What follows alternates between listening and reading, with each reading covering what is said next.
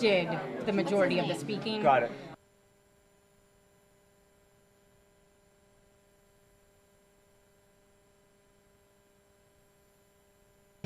Yes, we are.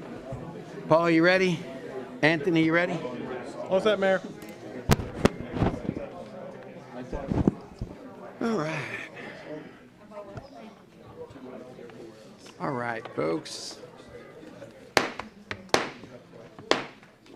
Good evening, ladies and gentlemen, and welcome to the City of Winter Springs Regular City Commission meeting of Monday, June 9th, 2025. Christian, would you call the roll, please? Mayor Kevin McCann. Present. Deputy Mayor Cade Resnick. Present. Commissioner Paul Diaz. Present. Commissioner Victoria Bruce. Here. Commissioner Sarah Baker. Present. Commissioner Mark Caruso. Here. City Manager Kevin Sweet. Present. City Attorney Anthony A. Garganis. Here. Wonderful. And then I understand our friend Reverend Stewart will be doing an invocation. If we could all stand for an invocation to be followed by the pledge.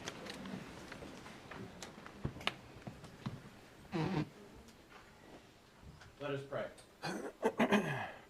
Gracious God and Heavenly Father, I thank you for the ascended Jesus, for his rule over the nations, and for the outpouring of your Spirit as we celebrated this Pentecost Sunday.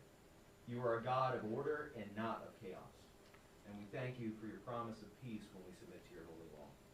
This evening, as humans inflict violence on one another in numerous places across the globe, even our own city of Los Angeles, I pray that you would be pleased to restore order, restore peace, and preserve life as you do so. I ask that you would be with the law enforcement, emergency services, and government personnel whom you've appointed in your sovereign will to ensure peace in life. Protect them, give them wisdom, charity, and grace. And I pray for the citizens of these places that you would bring them to their senses. As these are elected officials, civil servants, and citizens gather tonight to conduct the business of the City of Winter Springs, I thank you for the peace and the safety that you have given us. And I ask you that you would be pleased to give us the will to do everything necessary to preserve it for generations to come. I ask that you would bless our mayor, Mayor McCann, Deputy Mayor Resnick, Commissioners Baker, Bruce, Caruso, Diaz, City Clerk Gowan, City Manager Sweet, City Attorney Garganise, and their families for their dedication and service to the city. Likewise, be pleased to bless our law enforcement and emergency services personnel who never cease to put their lives on the line so that we might enjoy ours. I ask these things in the name of your Son, Jesus Christ, and by your Spirit's power. Amen. Allegiance to the flag of the United States of America and to the republic for which it stands, one nation, under God, indivisible, with liberty and justice for all. All right. And for the commissioners, are there any agenda changes? Seeing none, then we will accept the agenda as written. And this brings us to one of those really happy moments that we get to do occasionally, and recognizing some great achievements and things in our community. With that, why don't I introduce, I know we have Coach Farah and Athletic Director Scott and Pete, Principal at Winter Springs High School. Would you guys like to come on up? I was very fortunate to be present a couple of weeks ago. I'll let you guys take over for a minute. Good evening, Mayor. Good evening, Commissioners. Just want to introduce our head coach, Farah Gordon. She's going to talk a little bit about the girls, and then she'll bring them up for a recognition. Thank you so much for having us tonight. Thank you. Thank you again for having us, and what a year it was. And one of the sweetest things about it is it was in our backyard. It was a great experience. We appreciate whoever came to that. Just a year where it was just fun. It was amazing to coach. It was great memories made. 24-8 year, we lose one senior, and we hope to be back there next year. So thank you guys so much for supporting us and recognizing us today. Thank you. And if the girls could please come up. Great, come on up.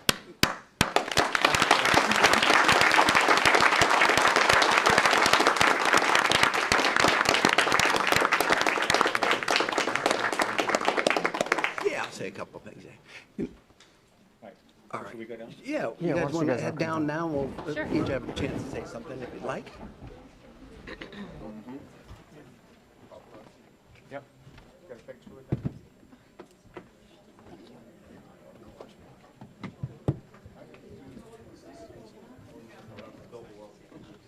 All right. Might be easier if we're double.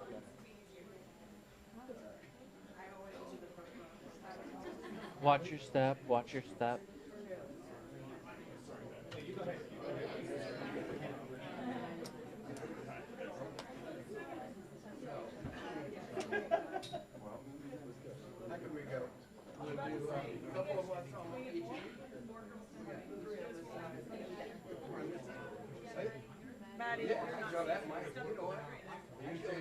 Why don't we stand in the back?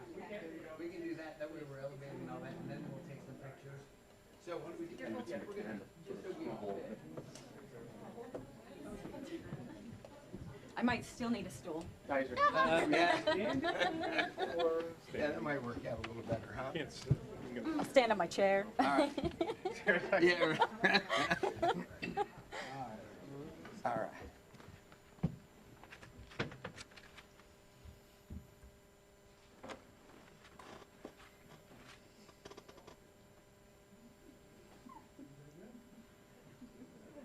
Anybody wants to step up and walk up, they can.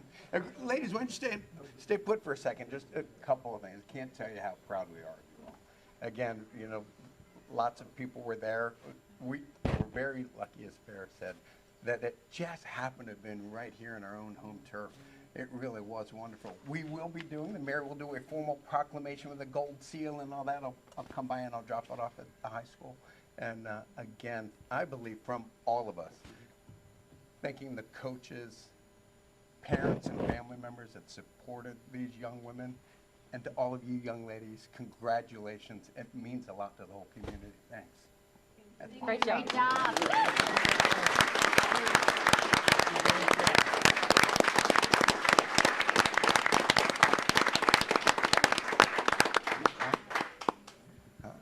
all right. We're good? Thanks, guys. Thank you so much. Appreciate all you do. Uh-oh. Thank you, thank you. What happened? So Coach, summer practice, full summer, so we ready to Yeah, yeah, Does this right? mean I don't know my password anymore?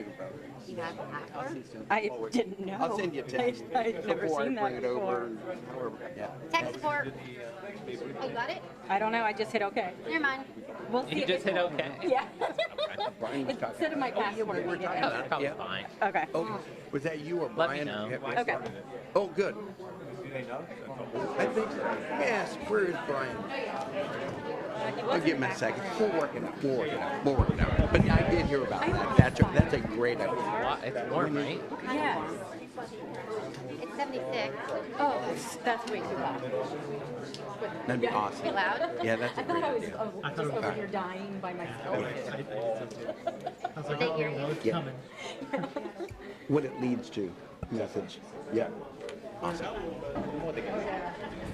I thought I was burning in hell for my pride. Right. I mean, how often do they get to do it? I don't know. Yeah. Yeah. Yeah. And it was World Series on national television Okay. on ESPN. That was a big, but still, this is Okay. right. I think that's our first or second. Okay. Okay, got Yeah. it. I'll be prepared. Yes. Yeah. And they're only losing one player. That's amazing. Yeah. All right. I'm good with it. Okay, everybody. If we can fall back in here real quick. Boy, it is, we're just sitting here chatting about the girls and really that they're only losing one player going into next season Oh, wow. and being the reigning state Only one champions, senior? and they're losing one player. That's pretty phenomenal. Looks like Yeah. another championship on the way. Yeah, let's hope so. And we were also talking with the deputy mayor, we were talking, so maybe when we throw out the ball at Babe Ruth for the opening season, we'll invite them all back again and, make sure that we recognize their achievements. Okay, so then that brings us, let's see, informational agenda, not formally being used during this meeting, but you can always go to winterspringsfl.org and track all development projects that are underway and other great informative information. Always recommend that folks sign up for e-alerts through the city and the county. Never a bad idea. Okay, brings us to public input. Anyone who wishes to speak during public input on any agenda item or subject matter will need to fill out a blue public input form. Individuals will limit their comments to 3 minutes, and representatives of groups or homeowners associations shall limit their comments to 5 minutes unless otherwise determined by the city commission. And then once again, a reminder, you're addressing the entire commission. And that it's not a question and answer time. It's your time to be heard, to state your piece, but we don't typically engage in a back and forth thing, but I might suggest, or we may have somebody reach out after you make a comment, okay, for answers if that's what you're looking for. Okay. First up, Jacob Benton. Good evening, Appreciate it. sir. How Thank are y'all you? so much. My name is Jacob Benton. I live on West Panama in between Moss and Edgemont. And between me and my 2 neighbors across the street, we have 8 kids under the age of 12. And so it's quite a lot of kids playing back and forth across the street. And I need some guidance helping to figure out what the process is for getting some type of like permanent traffic mitigation in terms of speed, if that's possible. We've been trying to figure it out for a few months. I emailed you, but I know you get 1,000 emails a day. And so hadn't heard back. And some of them had called the police. One of my neighbors had called the police department. We just can't figure out like what's the process for seeing if anything is possible, because between 3 of us, we got like 8 or 9 kids. And so I think on a long enough, and they're all under the age of 12. So on a long enough timeline, I think one of them might get ran over if we don't figure something out. But yeah, I'm happy to go through whatever process is the process for requesting it. I just don't know what that process is. Okay, I have your cell phone or Yes, your sir. phone number listed here. That's at 229 area code, right? And so is it chief? Can I forward that to you, or should it be to the city manager? Both. Okay, great. That's right here. We'll have somebody, if you don't hear something, say within 48 hours, call City Hall, ask for the mayor's office. I'll follow up. Yes, sir. Thank y'all Okay. so much. Thanks. Yeah. Ms. Wiseman.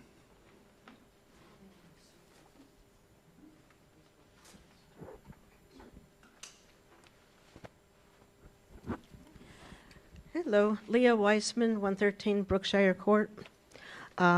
I just want to thank you guys because I went on a little walking tour with some of the park and I don't know what the man's title, shoot. Anyway, and pointed out a few things that for handicap parking and the places that do not have any, which has happened. And this is only on Central Winds because that was the only map I had, and that's what we did this time.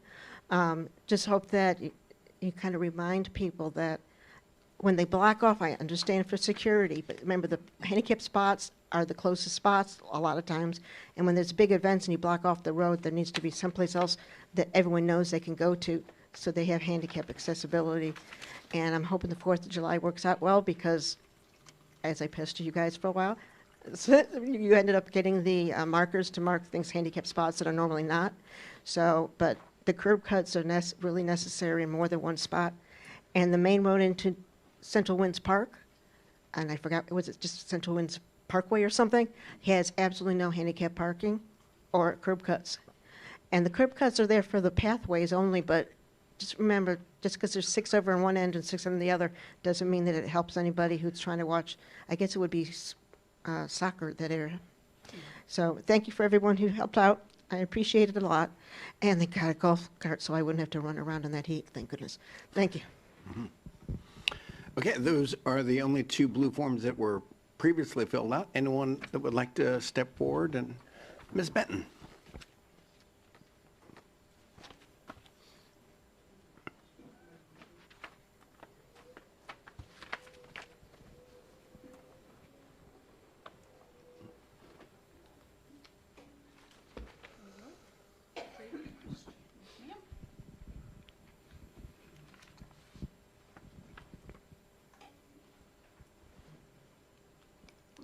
I'll move in so you all can see me really well.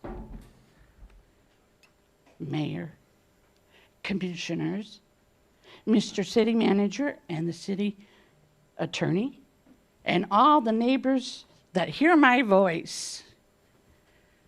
My name is Sheila Benton. I live at 414 Cedarwood Court. And I forgot to mention, I'm taking 5 minutes because I represent Winter Springs residents first.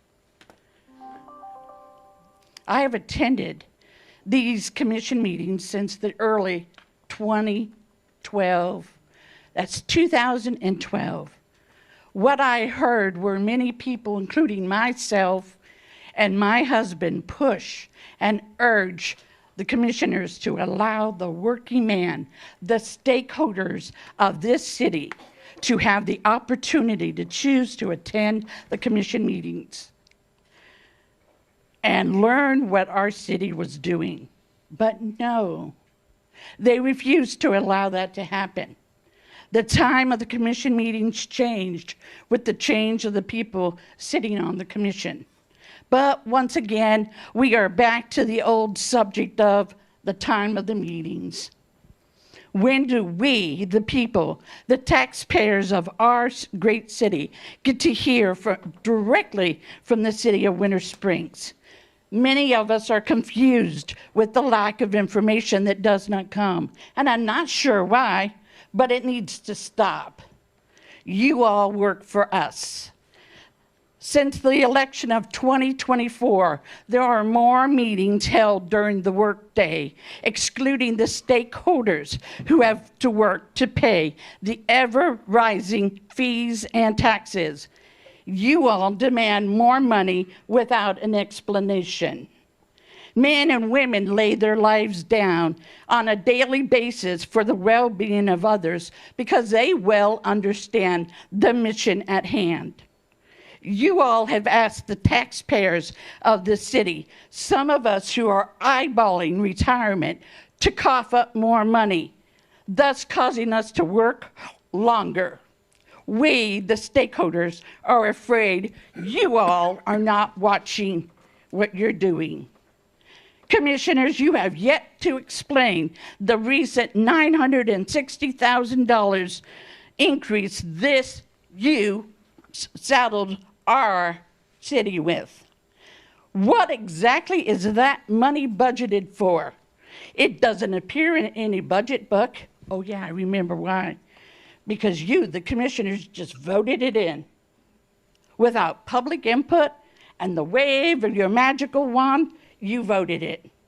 You didn't stop once to ask us, did we want this? What are you trying to hide? Truth will come out because I'm here. To the people of Winter Springs, hear me clearly. This is how the commissioners of 2010 to 2018 got away without dealing with the infrastructure issues. No one was around to call them out and tell neighbors what they were doing. They held meetings at a time that it was impossible for any taxpayer to attend. Cade Resnick led the commissioners in keeping the people out of those meetings and the chambers. He closed the doors of the chambers and kept people out, and he's doing it again. These meetings must happen at a time that the taxpayers who work have choice to attend and hear firsthand from the city manager and the staff what the plans and the directions are. We pay the taxes that pay their wages and yours. You even have the audacity to increase our utility fees, yet we, the stakeholders, cannot attend the meetings because of the extra burden of your ever-raising fees and taxes. Shame on all 5 of you, Diaz, Colangelo, Bruce, Baker, Resnick, and Caruso, who do not have the backbone to stand up for us. I have to wrap it up.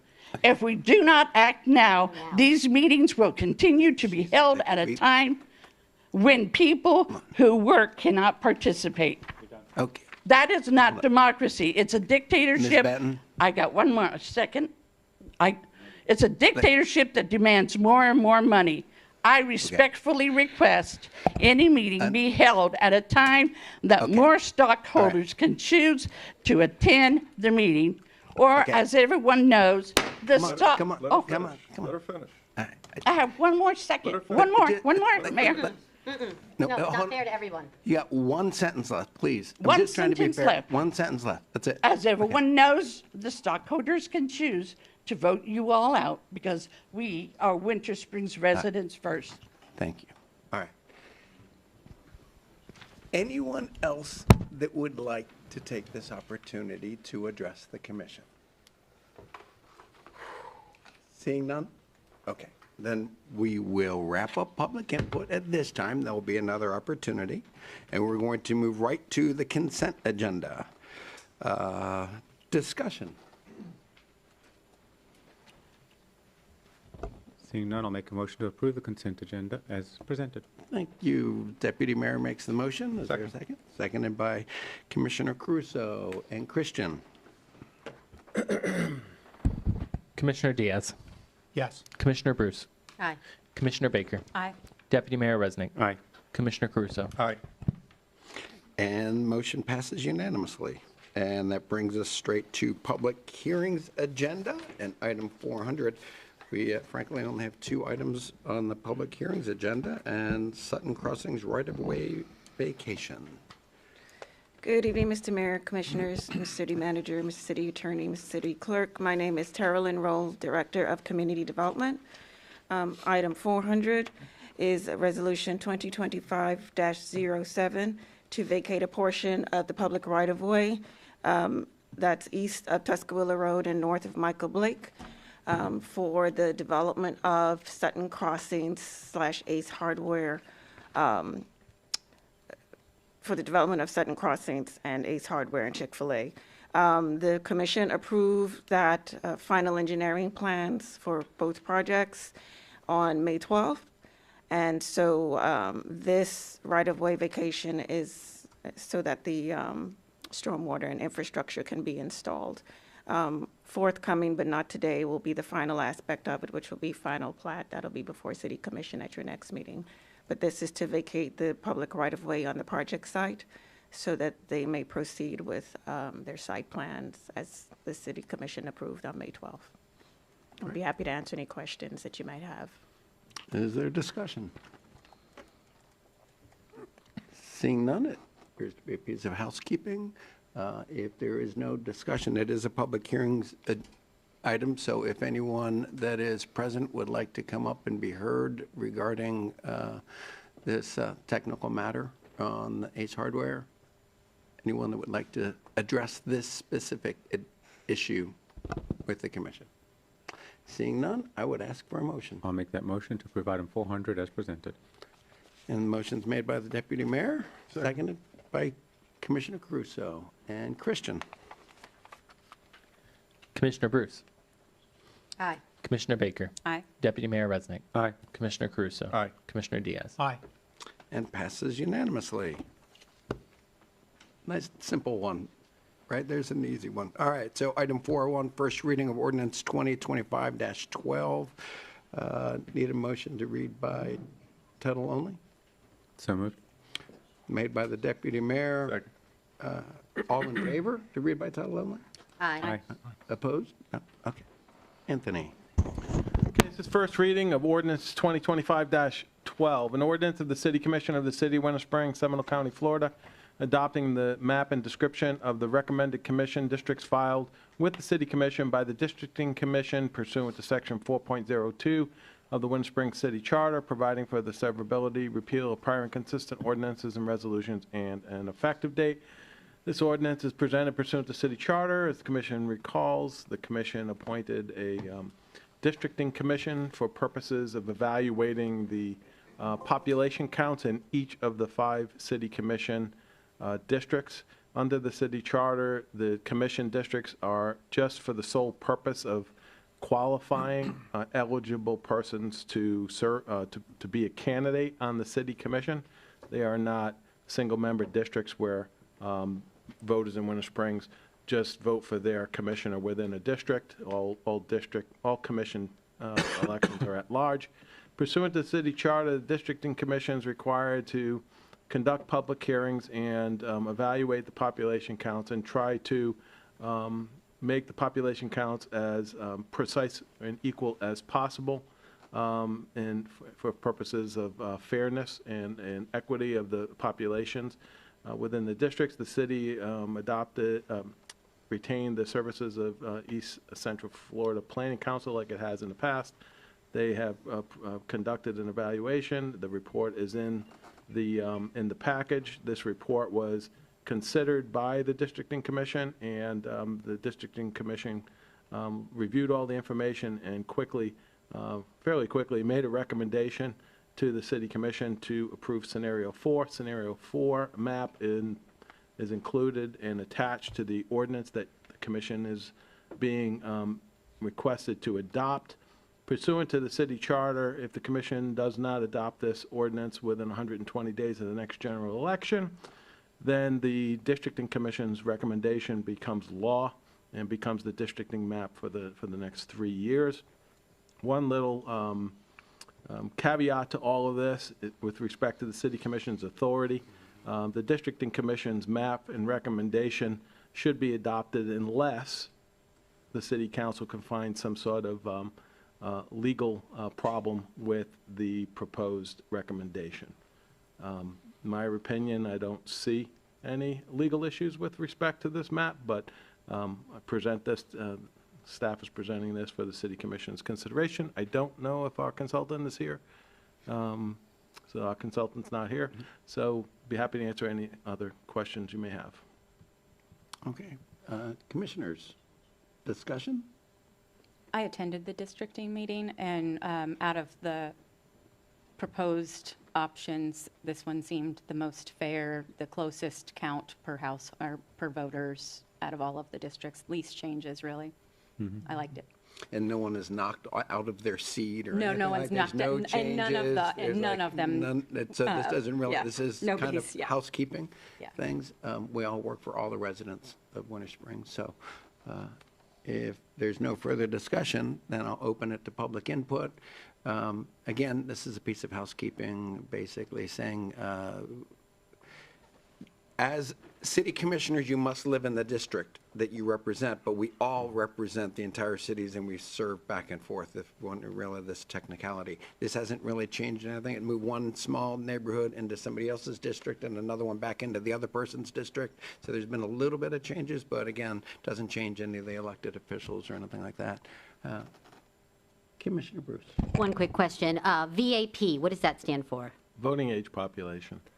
Wonderful, Yeah, thank the you. consultant tests with respect to voting age population in each district as well as total population. And it looks like one of the districts has slightly more, but I guess that was not able to be rectified. Yeah, it does, the requirement is not like total mathematical precision. Okay. There can be variations, but the variations, that cannot be more than 5% of the optimal population. Okay. Or 5% lower. So there's this 10% range that they're looking to make recommendations based on. And as the commissioner noted, the deviations in population for scenario 4 are the smallest. Yeah. I mean, I don't even think they, like on voting age population, they don't even result in a 1% deviation. That's how close the voting age population is between the districts for scenario 4. Okay. Okay. If there's no further discussion, I'll open it to public input. Okay. Anyone that would like to comment or address the commission regarding this districting map and the requirements of residency for each of the elected officials? Seeing none, then we will close public input and. I'll make a motion in a second, but before I do, I just want to make one comment if I might. So for everybody who's listening, as we've taken a look at this, the total population in Winter Springs is 39,118 people. So we've grown significantly, and this is just putting that on the table. Besides that, if nobody minds, I'll make a motion to approve item 401 as presented. Great. Motion's made by Deputy Mayor Resnick. Is there a second? I'd like to second that motion. Seconded by Commissioner Bruce. Christian? Commissioner Baker. Aye. Deputy Mayor Resnick. Aye. Commissioner Caruso. Aye. Commissioner Diaz. Aye. Commissioner Bruce. Aye. And the motion passes. That then brings us to the regular agenda. And item 500, matters related to boards and committees and the Florida League of Cities Policy Committees. Why don't we start with the Florida League of Cities Policy Committees, if that's okay with everybody? I'll start. I have now served 5 years on the Finance and Taxation Committee. For those that are listening, the Florida League of Cities, we are, formally, it's a lobbying group of cities throughout the state of Florida, and we form different committees and we set priorities of what the cities are trying to either making changes in the legislature in Tallahassee, or more often than not, it's protecting, sometimes it's funding sources, sometimes it's environmental issues, sometimes we're working on infrastructure issues, and really, so there are a number of different policies or committees, and each of us sit on different ones. I think, what do we have, 1, 2, 3, 4, 5, but there's 7 of us up here, or 5, 6, sorry. So there's one out. It does require going and attending meetings on a regular basis and doing these, and doing some heavy reading and then voting in a committee of what you want to do. With that all being said, so that everyone understands what we're talking about, I would like to, if I can go first, I'd like to stick with the work at protecting some of the revenues that are coming in from Tallahassee with finance and taxation. And Yeah, please. to add, I've been on the Intergovernmental Relations Committee.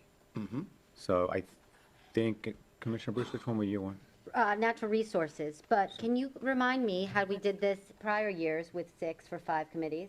Does one person sit out? I think we just asked, is anybody okay sitting, would anybody, like we've always had one commissioner, just so happens, I'm not saying that it should be, where they just said, hey, I'm cool sitting out, because that takes up a lot of time and means going to Tampa or Miami and going to these meetings or, at these full day sessions. Okay. And so somebody says, hey, I'm good.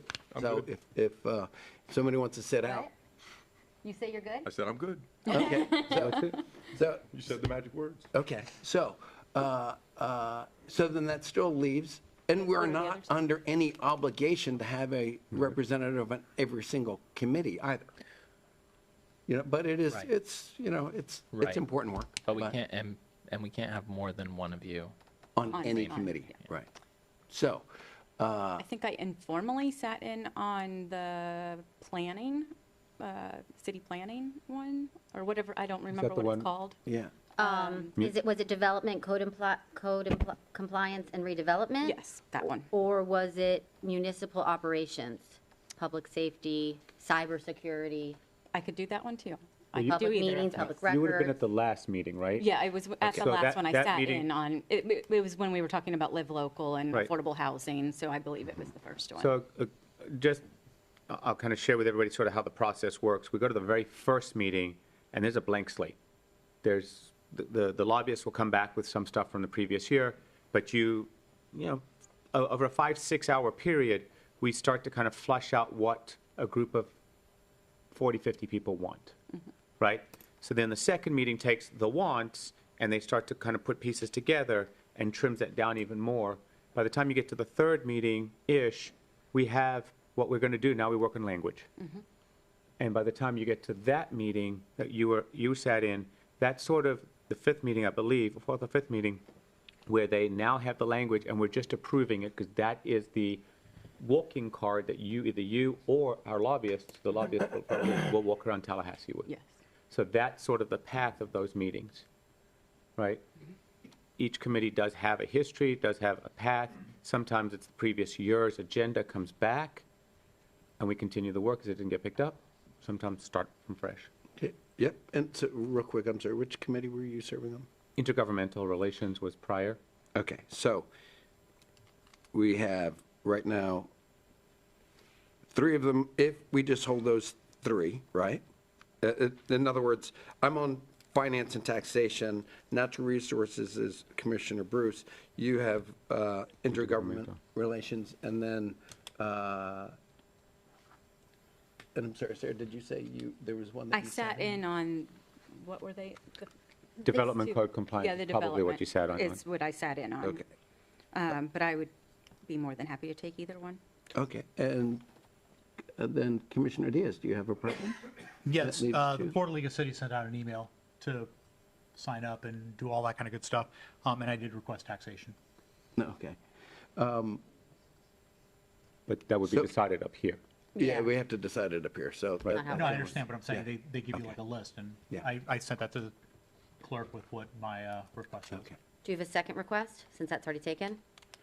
Well, I mean, we haven't voted on it, so it's not really taken per se. Okay. Okay. I would, well, look for a consensus here. Do we want to just allow those that are already sitting on a committee to stay on their committees? And then we'll move forward from there? Yes. Or do we want to? That would be a path, yeah. That would be. And then Mark, Is that an if you want, you can acceptable be on path? one if now, since, I mean, whatever you guys want to do. I know the work that goes into each committee, so that means if you've been working on it and you want to stay on it, then you continue to carry the water. It's not the learning curve. I mean, both of you guys like finance, obviously, so that would be kind of the tough place to be. Municipal operations would be another place. With Commissioner Baker, which one did you say, municipal operations or district? Development, code redevelopment. Yeah. I don't know. I know it would benefit us to continue the work in finance for you because you've been working on it and you're a mayor, so you get to vote. So that's a big one. I know the previous mayor before you, he was on the finance one as well because that was the big one to carry that. Right, and that is how I ended up on that, yeah. Right. So, okay, so, and I know we're all trying to be polite and nice, so, can we move forward with that? And then that's still, well, that's 4, so then that leaves which one is not filled? Municipal operations. municipal operations. Municipal operations, great. Commissioner Diaz, would you please serve on the Municipal Operations Committee? Sure. Okay. So, do we need to vote on that, make it formal, Christian, I assume? Yes. Okay. And you have those notes in the assignments? Yes, well, I would, hopefully, one of you will state it in the motion, but if not, this is how I understand what we've decided. Mayor McCann gonna continue serving on finance and taxation. Deputy Mayor Resnick gonna continue on the intergovernmental relations. Commissioner Bruce is going to continue with Natural Resources Committee. Commissioner Baker is going to serve on the development and code compliance, etc. And Commissioner Diaz agreed to serve on the Municipal Operations Committee. Is that Okay. correct? So then, as that's noted, can I get a motion to approve that? I will make that motion to approve item 500, the Florida League of Cities portion with those committee assignments. Motion made by Deputy Mayor Resnick, second. I'll second that. Seconded by Commissioner Baker. Christian? Deputy Mayor Resnick. Aye. Commissioner Caruso. Aye. Commissioner Diaz. No. Commissioner Bruce. Sorry. Aye. Commissioner Baker. Aye. Okay, and the motion passes. That then brings us to matters related to boards. So, Yeah. we just kind of need to clarify where we left off last time. So, as it currently stands, since no action was taken last time, there's still 2 vacancies. There's a seat 2 vacancy on the Code Enforcement Board. That term expires July 31st, so we'll say 2 months, but not really even 2 months. And there's a vacancy at the at-large on the Veterans Board. Both of those seats that I just mentioned are open to the whole commission to fill. Commissioner Bruce at the last meeting mentioned appointing Mr. Gallo, who currently serves on seat 1, of the Code Enforcement Board to serve, as I understand it, on seat 2, but that would begin August 1st. So that's where I'm just trying to clarify everything, so that we know what vacancies we have, what we need to fill, and stuff like that. So if anyone can help me with that. Christian, can I ask a question? Yes. So that motion to move Mr. Gallo, is his term up? So 3 seats on code enforcement are going to be up at the end of July. 1, which is where Mr. Gallo is currently. 2, which is vacant right now, and seat 5. So that's what's happening. So, right. So. And is he termed out? He's not termed out. Good. He's not termed out. He's only served 1 full term on the code board. So I guess I'm just trying to understand, because we didn't take action on the nomination either. So if Commissioner Bruce wants to appoint him to seat 2, are we talking about that beginning August 1st? You know what I mean? Because currently there's a term that has, this July 31st. little month or month and a half left, right? So 2 meetings. Are we leaving that vacant until then? Is somebody else filling that seat for 2 months and then appointing somebody else to their seats? Paul, You do know you what I have mean? any preference on this, since Art is currently in your seat and you're going to have to elect someone July 31st? Does he want to move? Do you have any preference on that, on allowing Art to consider in your seat, or would you like to nominate someone else come July 31st, or not sure yet? I'd be nominating somebody else. Okay, so I guess come August 1st or July 31st, maybe Art can switch over to my seat, and then Paul can nominate whomever he'd like. Is that how it could work? We could just leave that one open Well, until then? Because I don't want to nominate someone just for 2 months, does right? he want to- Is he wanting to move? He- To start Who with. doesn't? He's in Paul's seat. Right. Paul's seats will be renewed, so he was going to have to pick someone. Okay. But he would be changing, not just changing seats, he'd be changing boards. No. No, Just no, seats. he's Just staying on seats. He's code in seat 1 enforcement. right now. He filled in for someone. Just Then seats. does that He's actually in affect District his 2. timeframe? No. So he'd still only get 3? He'd get another 3-year term. And then he'd be termed out. No, he could actually serve He'd another have another 3 year. Right. Oh, Okay. you can still know. So that doesn't affect, It doesn't affect his That's what I'm time. trying to find out. Doesn't Okay. affect Art. No, it doesn't affect his time at all. And the 2 terms are off by a month. No, they're the same. So conceivably. Seat we 1 could and just seat 2 are nominate the them same. Together. Yeah, you could. We could conceivably, you nominate seat 2, I nominate seat 1, we just pass it as one motion In July? Yep. for now, and we get it done. And then then seat 5 will also have a vacancy at the end of July or beginning of August for code board. But again, there's someone currently serving there, so you're good until, July. Okay. You want to do it that way? do it that Sorry. way? Yeah, do you want to go ahead and make the motion now? And then that term goes all the way through, So that term will go through, it's a 3-year term, so July 31st, 2028 for both seats. for both of those seats, 1, 2, and 5 eventually. But So either one of you, take a shot. I'd like to make a motion to have Art Gallo in seat 2 come July 31st, 2025, All, And I, for the Court Enforcement Board. Okay, so there's the motion. Is there a second? I'll second that motion. All in favor? Aye. aye. Opposed? Thank you, Art. Thanks for the patience. And Commissioner Diaz. I nominate Commissioner Joanne Krebs for code. I'll second that. Great.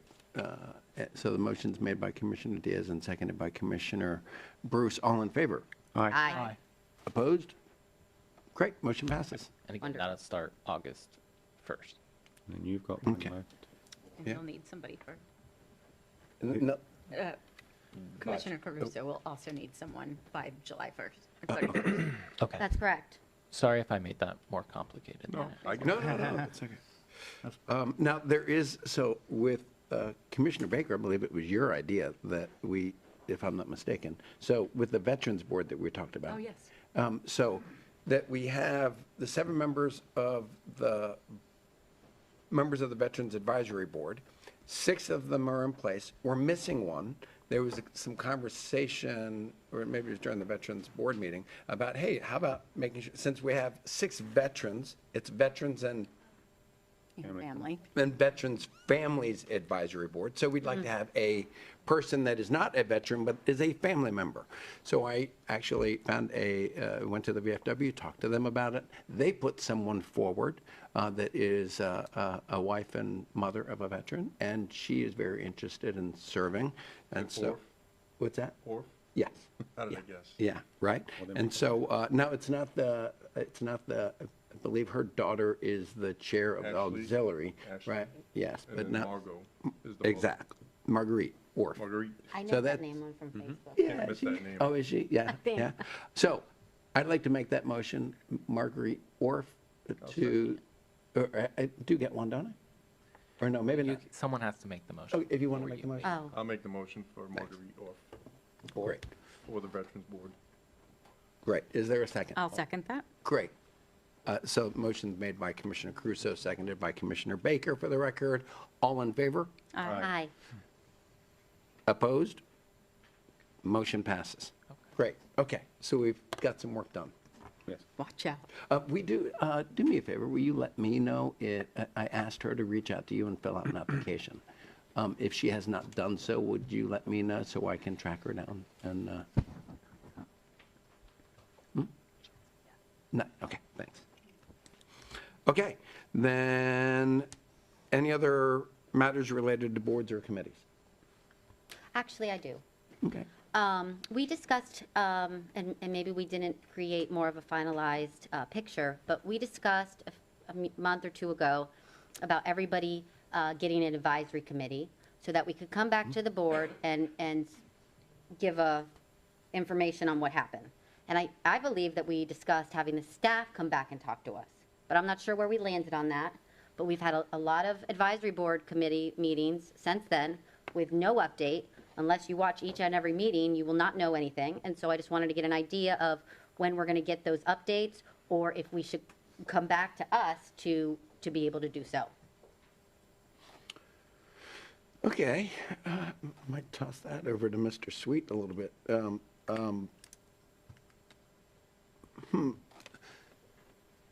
I guess probably like Commissioner Baker, I watch them and sometimes I'll attend the beginning, but then I get out of the way. I try to leave, but I watch them because they are informative. And you see people like Mr. Gallo who's giving up his time. That's a hard code enforcement where you're putting down penalties against your neighbors for, code enforcement thing. That's a tough one. There's a lot of them, and some are a little heavier lift than others. Planning and zoning meets far more often than a lot of the other ones. At any rate, how do we maybe communicate the? Mr. Mayor? Yeah, Commissioner Diaz. I Yeah. press the button there. Sorry. And I think it's wonderful what Commissioner Bruce has brought up, and that came up during the discussions on the boards. But that function already exists without having to do additional layers of rules and rulemaking. In fact, every member of that board is allowed to come and speak for whatever time is allotted at that moment to speak on whatever they'd like to. So if someone from a particular committee, in fact, there's a chairman of each committee elected by that body, if that chairman would like to take it upon themselves to come to the commission and say, hey, we would like to bring this forth to the commission, now they've brought it to us as a body, and then we as a body can instruct staff as to what we want to do, or, to the city manager. There's no need for an additional layer of government, if you will. Great suggestion. I do think that since it hasn't been happening, we should probably have a procedural element to it, just so we know what to expect, whether it's the chairman, whether it's one of us that attends the meeting, whether it's a city staff employee that addresses us, but we need to have some sort of regularity in place so we actually know we are getting the information from these boards. I mean, we do, they are videotaped. Yes. And there are minutes that are published, and we all have access to those, as does every resident. Somehow make them a part of our meeting, I Yeah. suppose. So whether it's the minutes or a person addressing us, I think they should probably be a part of a commission meeting. I'd like to make a motion that the chair of each committee, after they've met, come and give us a brief, and if they are not able to, that they nominate someone to do so. Deputy Mayor. So if I recall the conversation, the original pathway was that one of the commissioners and/or the mayor would be slated to attend those meetings, sit in the audience, listen to what's going on, and then report back here as if we were ex officio type of board members. Is that what you were getting at, Commissioner Bruce? To go back to the original conversation? Either or. Okay. Either one of us do it, or we allow someone on the advisory board to do it. That's a fabulous idea, to think about that. Just something, Right. so that we don't have to watch every single one and get some kind of summary or action list of what they want us to do, because if we don't watch every single one, we don't know everything that's going on. And I know, and I think it's appropriate to ask for someone to give us a summary and an action list of what they would like us to do. And unfortunately, Mr. Mayor, And point then- of order. And then Point of to order, Mr. Mayor. continue what I was. Commissioner made a motion, and we're having, prior to and after a motion made discussion, there hasn't been a second on the motion. Can we have a If it's discussion on the seconded, we motion? can go ahead and then open up discussion, but we're discussing multiple different things that having nothing to do with the motion. We're amending motions, we're moving things around, that's out of order. Is it, Anthony, can we, Discussion on the motion. when somebody, does that cease all conversation when someone makes a motion? Or do Motion we- dies if there's no second. or can we continue talking things out before the vote is had? I mean, I think it depends. I mean, in this case, we had a motion, but we didn't have a second. So there's no specific motion to discuss. Prior to the motion, I mean, the commission was discussing this idea and concept, and you were fleshing it out.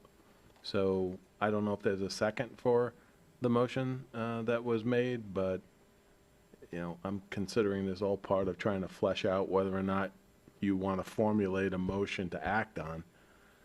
It's kind of a free-for-all discussion on that. Yeah. Mayor, I mean, Why up don't to we- you how you want to. What I'd like to do is maybe let's give everybody one more shot at the turn at the wheel here with a comment or concerns, and then we'll go back to the motion and I'll ask for a second. But why don't we just go back through it one more time? There's certainly something I'd like to say. Yeah, can I Deputy continue? Mayor. All right, so one of the things that, I learned this at Florida League of Cities. I attended a second workshop on this with Florida League of Cities. So one of the things that is suggested is that the city manager, either weekly or bi-weekly, starts to share, and I was going to put this under new business, would start to share with all of us an email as to what's been going on for last week or last 2 weeks, which this could be one of those things that doesn't have to come specifically from him. Staff can do the write-up and it can be sent to us. But we would get a write-up then on committee, what's happening in those committees. So we would get a blurb as well. That way, maybe it's a starting point to see if we like that, if we agree. I mean, I was going to bring it up in the new business to see what everybody thinks. But that way, maybe if that is something that's agreed upon, then we could add this piece to it, which says when these committees meet, a part of that weekly or biweekly blurb equals one of these items. So we get an understanding. Because I think the biggest part that I'm hearing from all of us is that we all, as a collective, want to know what's happening at those meetings. So that's my piece. If I can, I will say, and I know this might not be a popular response, but again, you can watch it. If you don't have time to watch it, I understand, because there's 7 different boards, right? And some of them can go for a while. Then there are the minutes. Then those are well published. You can read the minutes. Maybe this is a good solution where, or what we do is in that like monthly or bi-monthly or twice a month, whatever it is, a report to the commissioners and the mayor, something in writing. They simply attach the minutes so you can kind of glance. I do fear if we bring in a member of each meeting, like 7 different, all of a sudden they take 10 minutes apiece, we're here another 70 minutes, another hour and a half during these meetings. We might actually break a record and finish this meeting, and it might be one of the shortest meetings we've ever had. But remember, the last meeting was until after midnight. We have you one know? ended at 7:30. You got 4 minutes. Yeah. So, at any rate, the last meeting went till after midnight. I mean, do we really want to add another 70 minutes to our meetings? Like, just like we have minutes that are published. We wouldn't have them all in one meeting. That's It would be the meeting true. after that they have had their meeting. Yeah. So you'd probably have a meeting. And it would Right. be on the agenda. And so this meeting would have been Parks, or it would have been the Beautification Committee of Tuscaloosa. That's fair. And it would have given us an update and told us what was discussed and what they were tasked with, so we understand what's going on. For example, I listened to Parks, and I listened to Tuscaloosa, and there's probably 50 things I had no idea about. And so I gotta keep watching them all the time, which I will continue to do so. But to make it easier and make sure everybody is kept abreast of everything that's going on in Winter Springs, I would like for some kind of update, either from staff, the committee, or one of us. Fair. Mr. Mayor, Yeah. if I could just speak specifically to the P and Z, that currently already happens. The staff prepares Yes. a report. So having the chair or somebody come and report would be duplicative of what's already happening. There's a staff report that's already provided based on every P and Z agenda item. So that's already happening for that committee. There's a staff report for every planning and zoning. Yeah, that's made part of the packet with the yeah. commission's packet. Okay. I think that's kind of what we're looking for, just. For the so- others. For the others. So whether or not it's a recap beforehand or a recap during a meeting, but an opportunity to put things that those committees have discussed on the agenda, should they need to be addressed by the commission. And I know we've talked about the meeting minutes, but for instance, the Parks and Mobility, they only meet 4 times a year. They don't adopt their minutes until the next meeting, and so we wouldn't have access for months until the next meeting comes along for those minutes. So just kind of figuring out a way to do it, much like the planning and zoning, so we know what kind of agenda items might need to be placed. Christian, would it be inappropriate to forward unapproved minutes to the commission, so we don't have to wait 3 months? Yeah, no, it's not inappropriate. They'd just be marked unapproved, and of course, if the committee chose to make changes later, It doesn't happen too often. And are those minutes like ours? Because they're not detailed, ours are not detailed, which I know they don't have to be. Right, yeah. But, So it's a summary of mostly the actions taken in the meetings. So. Okay. Look at the agenda. The agenda. We could try that and see if that works.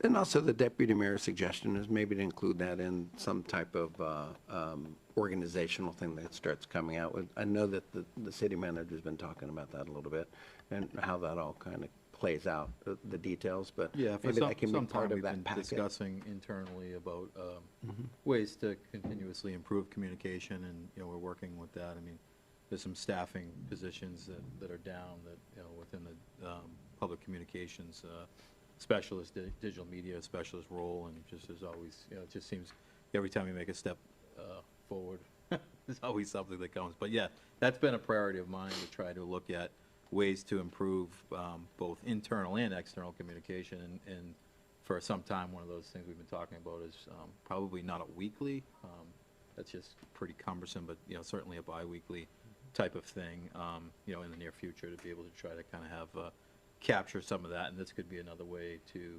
capture some of those discussions from there as well. Was there a vacancy with social media? Is that why there's a new? Is Dominic gone? That's correct, yeah. Okay. Dominic has resigned and taken another position in the nonprofit sector. He was great. And And certainly, Mr. Reeser, thanks for all the work you do. That was a real good move on. Commissioner Diaz, your button is lit. No, I mean, we're just part of that discussion in general. I mean, are we done with that discussion, or are we actually? Did we make a decision? So, yeah. I mean, because the mechanism already exists. her motion? So what was the formal motion? The original one? Yeah. My motion was to elect or have a chairman come and speak after their meeting to us to give us a summary and any requests that they have from us to look into. Okay. For example, pickleball, tennis, how we want to handle that. The fountains, how we want to handle that, just updates. The budget for the fountain. I mean, there's a lot of things that are not being discussed up here.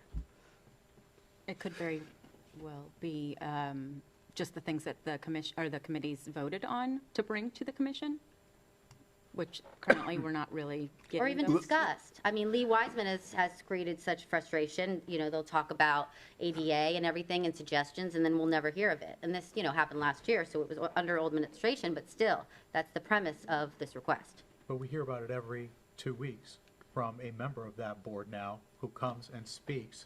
So, I mean, the mechanism already exists in place. I mean, it just shows that the boards are not doing what.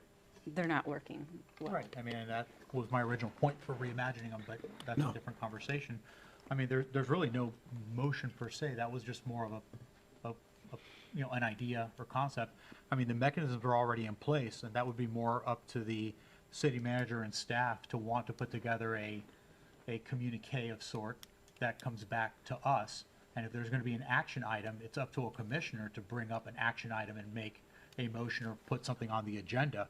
So if a member of a committee were to come to any one of us with an idea, I mean, I ended up doing it while we were doing the transition from parks to then getting elected.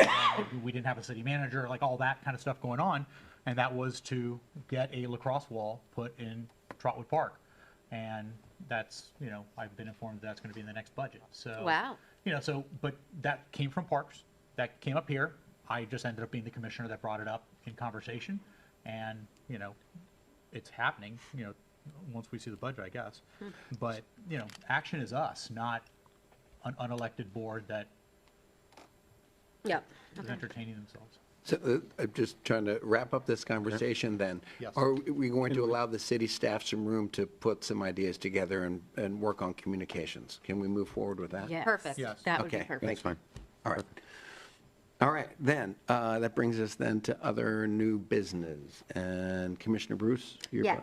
Yeah. Anthony.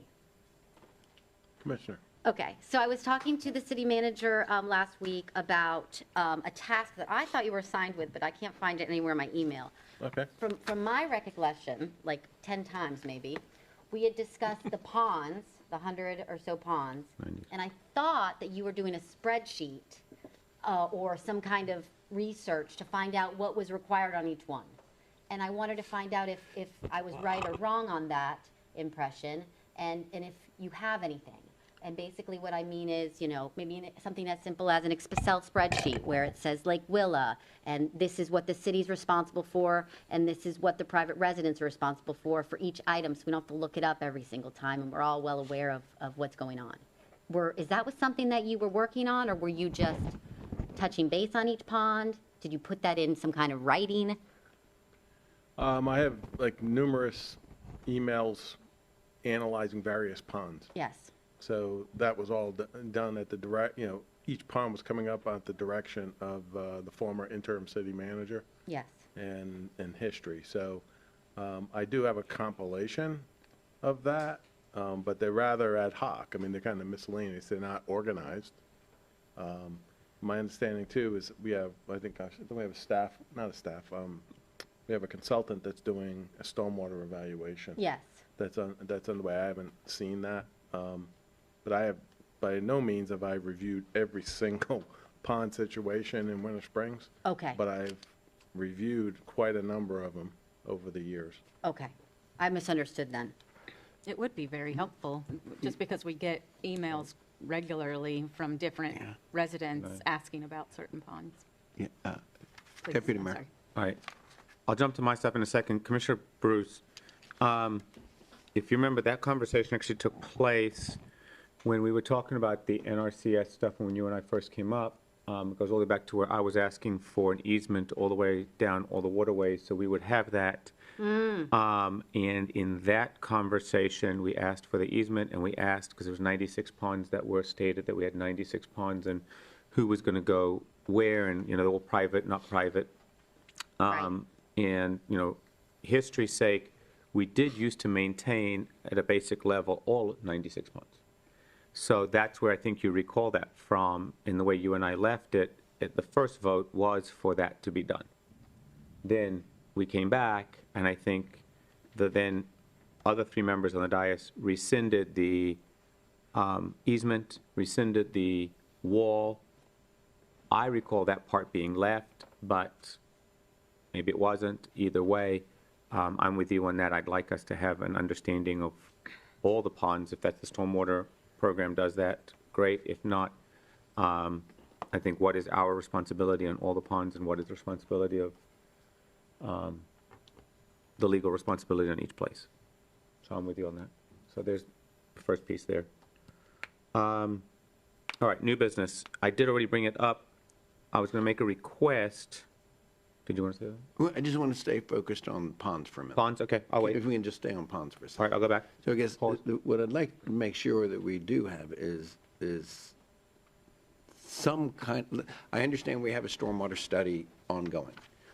I don't know how much of the pond specifically that's going to talk about. So right, there's a bunch of, I think you, Deputy Mayor said 96 ponds. I thought it was 73 ponds. You're like how many? We know one thing's for sure. They're all going to need long-term maintenance. Now, what is the city's, when these are privately owned ponds, where, like my son, when he was in middle school, was not allowed to fish on them, not allowed to have access to them, cannot do anything with them. These are private property. The plat lines go out and meet in the middle of the pond. These are fully private. What is the taxpayer, if you live on that pond and you're surrounded and you're living in million-dollar homes, what is the responsibility of someone who's living in the trailer park over here? What is that retiree's responsibility to be maintaining your pond? We need to start working out some of those things, but one thing's for sure, we need to start formulating a plan. I think the first step of the plan is the stormwater study. When is it, Mr. Sweet, when's that due? In about another month, something like that? Yeah, I was going to mention that during my my report, just kind of a status update on where that stands. But yeah, we're anticipating probably early fall, end of the summer, so August, early September timeframe for a final presentation. But as I understand it, that's still not going to be talking about who's responsible for those costs. We're going to have to we do need to start moving that off the back burner and start moving it a little further forward. These ponds. If I could, Mr. Mayor, just to comment on that. I mean, first of all, what I'll do is I'll share with the commission, because I think there's a lot of information that is very telling on what their responsibility is. If you look at the scope of the RFQ, the scope actually details and lays out all of these tasks that are deliverables, of which includes the development of an operation and maintenance plan, an O&M plan for maintaining the city's stormwater system and some of those things. So I think that would be helpful for the commission to understand what it is that we awarded, so that they understand exactly what the deliverable of Kimley Horn and their subs are going to be providing. So what we're actually going to receive of that, I think, will be some good information to get reacclimated with.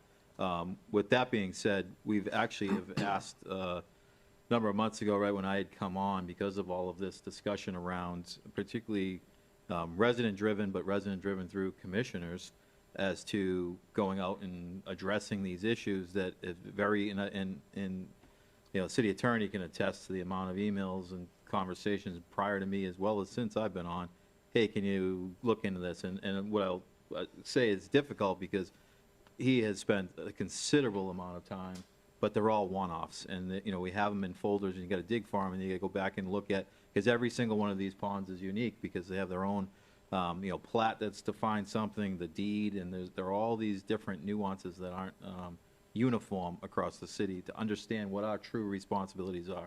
And coming in, from, coming into the city, it's, trying to grasp that, much like, many of the, 3 commissioners that got elected in November, and understanding what the volume of that is, it's been extremely extensive.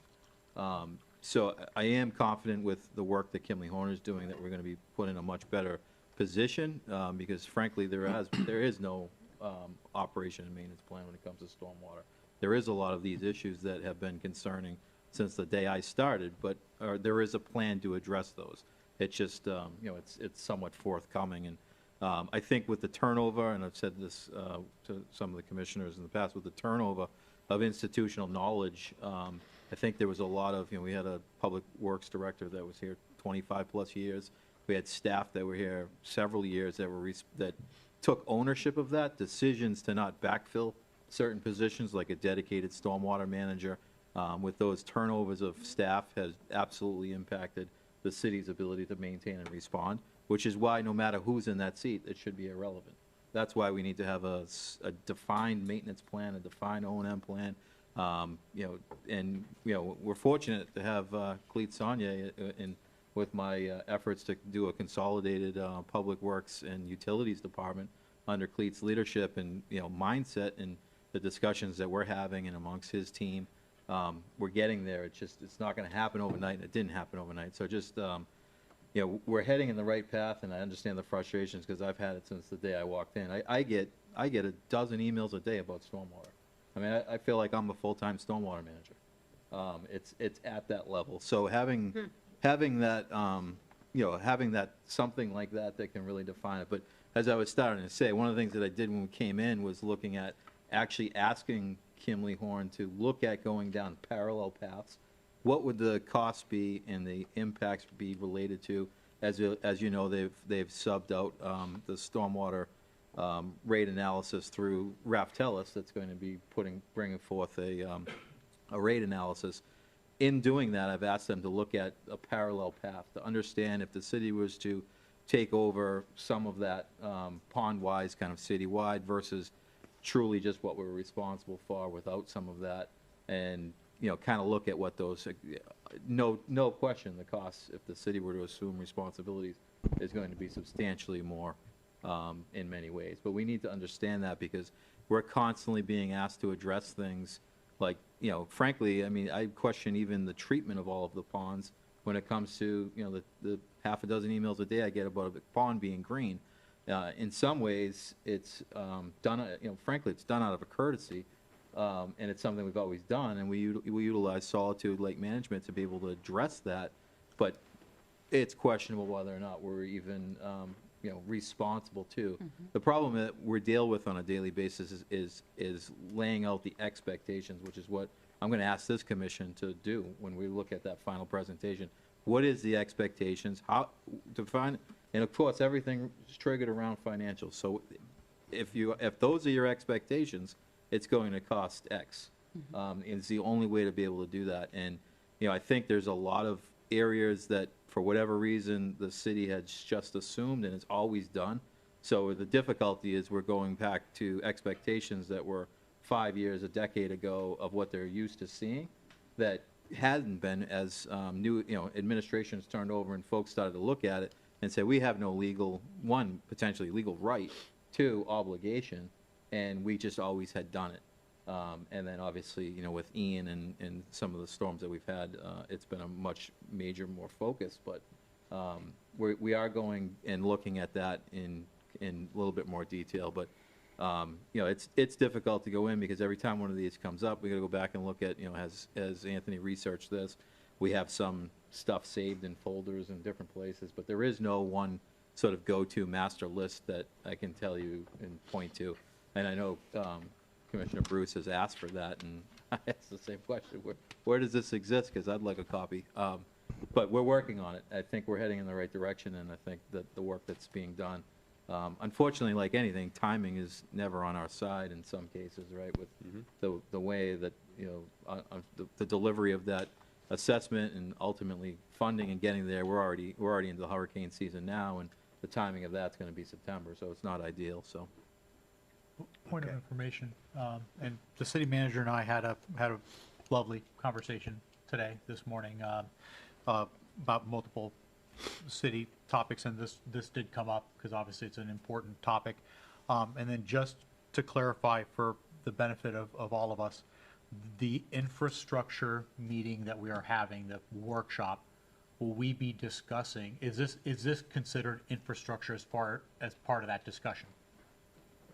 It is not. We are planning, as I mentioned also in that meeting, we were aiming, I was going to bring this up in my report as well, we're aiming to try to have a dedicated stormwater workshop, specifically for stormwater, in sort of advance of Kimley Horn's final presentation. So the plan would be to, the 3rd or 4th week of July, have a dedicated stormwater workshop, because they will have enough of their analysis and enough of their work and scope done that they can have a dedicated workshop and present on that, so that when the final presentation and delivery of their deliverable happens, we can just add that as, it'll be still some discussion, but it will be an agenda item, probably in a meeting in September. But the goal is to have a dedicated stormwater workshop for the 3rd or 4th week of July, lock that in, and have these discussions then. The utilities infrastructure workshop is a capital infrastructure, basically the CIP on the capital plan for the utilities side, which includes water, wastewater, and reclaimed water. So potable water, wastewater, and reclamation, reclaimed water is the focus of that workshop agenda. And then stormwater is a whole other animal outside of utilities. And just as a follow-up for the good of the body, just as part of our conversation today, one of the things I did bring up this morning in our meeting, and just so you guys know, obviously we all got the email to then kind of come up with a date and time for these things, and I, like all of you, agreed to the times that were presented. I did mention to the city manager that I think it's important that we have these at a time where more folks can attend. I think it's difficult. 9 in the morning. I consider myself working people just like those that would be coming to the meeting. And I know that if I wasn't sitting up here, I probably wouldn't be at the meeting, because at 9 in the morning, that's not, or 10 in the morning is not, it's not, I don't consider it to be conducive. So I do agree with the point that Mrs. Benton made earlier regarding the times for the meetings. And I hope that, if we are going to reconsider times for this coming workshop, obviously that's going to be up to all of us. If we want to, as we start moving forward with workshops, having them, in the evenings where more people can attend, that would be great as well. So there could be more input and give us time also to get more folks to come out and know what the issues are. But I just wanted to put it out there so you guys at least knew where we were at on that. That was this morning that city manager and I discussed that. Can I continue? Yeah. Are we good with? So we're going to wait. So right now, just as a recap, we have a utilities, wastewater, infrastructure workshop coming up, I believe, on the 18th. And then we have a budget workshop will be scheduled. And then we're going to have a stormwater workshop later before, where we can get maybe get a future look into what's coming with that report. And then those reports and those meetings will kind of give us some idea. At least we know that there's a path. Is that okay with you, Commissioner Bruce? Yes, that's fabulous, okay. yes. Budget workshops already, like the public-facing one has already been scheduled. All right. Okay. Cool. Okay. Okay. Other new business, well, you're up. All right, so from the beginning. All right, so what I mentioned earlier was I would like for us, maybe think about it or agree to it, is to ask the city manager bi-weekly update that he emails to us on the things that are going on through City Hall that we are not aware of. So whether it's stuff that, I know there was things that come through Oculus that then all of a sudden they make it online, and online public know things before we do. That makes the conversation hard for us, because then we're like, what are you talking about? Whether it be something that's happening, and I know, sometimes one of us might have asked, one of us might already know an answer, but something that all 6 of us, therefore, are all on the same page, okay? In that same conversation, being on the same page, I think is important, because then it also is one of those things that we're also giving the same message. And if we don't agree with that message and we come back up here, we can say, wait a second, that's not how policy was supposed to look, that's not our intent. Now, we can also be a bit more expeditious. Okay? So I would like to ask that we look at this as a biweekly update that is sent out by the city manager. I don't know if you all want me to consider making that conversation now or planning for the next meeting to have it as an agenda item, or if it's just simple enough to ask for that. What are your thoughts, City Manager? Yeah, as I said, we've already started having some of those internal, just like a little, because of some staffing and some of that. I'm on board with being able to do something, but just a little bit of time before we can actually implement it. Great. As soon as we can, we'll try to do it, but it's going to take some staff time and other resources that I'll be relying on to be able to pull from. Maybe it's something where we do, an opposite week or something like that. Mhm. Maybe the first and third week of the month versus, since we meet on the second and fourth, we can figure that out, and we'll get with, Matt and his team and, kind of put something together. But it's going to, obviously, it's going to, require directors to produce a lot of the information and be able to, for us to assemble it and be able to share it in a cohesive, and also stuff that's, not just fluff, but is actual, information that's relevant and utilized. I mean, things that come up, we're still going to have to communicate and update. You reference Oculus. Oculus, I can have something to DEP, and they can be uploaded in Oculus in 30 minutes. Or 3 waiting weeks 2 later. weeks. It just happens so quickly. So Right. those things, like, oftentimes, we don't even know. It's sent out thinking it'll be, some time to be able to communicate it, and it's up there before, as soon as it's signed. Right. So, some of those things, obviously, if there's something that's time sensitive, I will continue to communicate that as needed, but certainly, like a biweekly Yep. type of general thing, we'll work on. Appreciate Wonderful, it. thank you. And my other thing, which I would like to ask possibly for the next meeting, is that code of conduct that I had brought up a couple meetings ago, for us to kind of talk about and discuss, and then create structure. So.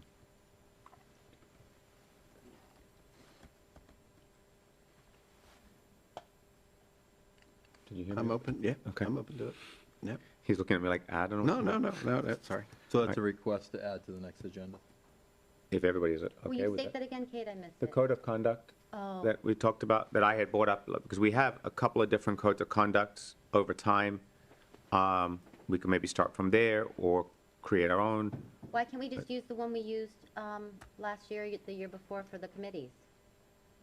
Wouldn't that be the same, you know what I'm talking about? For committees. Yeah, the advisory boards. They were all, everybody was asked to sign. No, this them. is, this This is, would be if you take a different? look at the one for the commissioners, there's actually one on the book, there's two that are on the books, depending on which ordinance you're looking at over the different years, and they overlap. Okay. So maybe we start from there, and we could also, this is not just the code of conduct from that can be included with pleasure as well. Okay. Yeah, I guess what we need to do is pull all that data together. What are the Right. the rules currently as they're written? We talk about time limits on discussion, 5-minute intervals, those kinds of things. We talk about some of that simple stuff.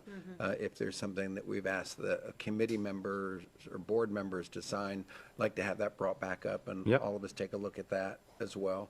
Do we want to revisit that? Do we want to get rid of it? Do we want to keep it? Do we want to sign it to ourselves? What are we going to do? Is that? Yep. done? Okay. All of it. Christian, so, for direction, can you come up with any, like, the board member, whatever that was, and provide that to us for the next meeting? Have, and any other rules, like the 5 minutes talking per person kind of a thing? Or any other guidance for anything that you can come up with, if you can send that to us? Sure. Appreciate it. It's already done, that legwork. It's all already done? I've already asked them for that information from Oh, okay. myself to understand, so it might just be forwarding my email to me. Yeah, just forward it out to us before, yeah, that way we can all kind of read through it and see what's out there. Anything else? Any other new business? Commissioner Crusoe, see your button was lit, sorry. It's actually not new business. I just wanted to pick up on something real quick that Commissioner Resnick spoke about, which was Oculus. And I think what everyone needs to know is that there's names on those documents that come from Oculus, from the DEP. So there is people that know about them before us. We know who they are. And I've said it many times that we should get an email at least as a courtesy about what those documents are, like the one from last week, you know, about the in-kind that we have to do. I'm not aware of what you're speaking of. I know. So anyone can go on, any resident, any member of this commission can go on to this website and say anything pertaining to, and you check boxes. And so this is from the folks, so that you're listening, there's a Department of Environmental Protection sends out reports. And if there's a spill, for example, or if there's some finalization of different things, and you want that access, you simply go to the Department of Environmental Protection's website, you check off what municipalities or what counties or what government agencies, anything that's ever happened. Once something is released, that you get an alert in your email and it provides that report.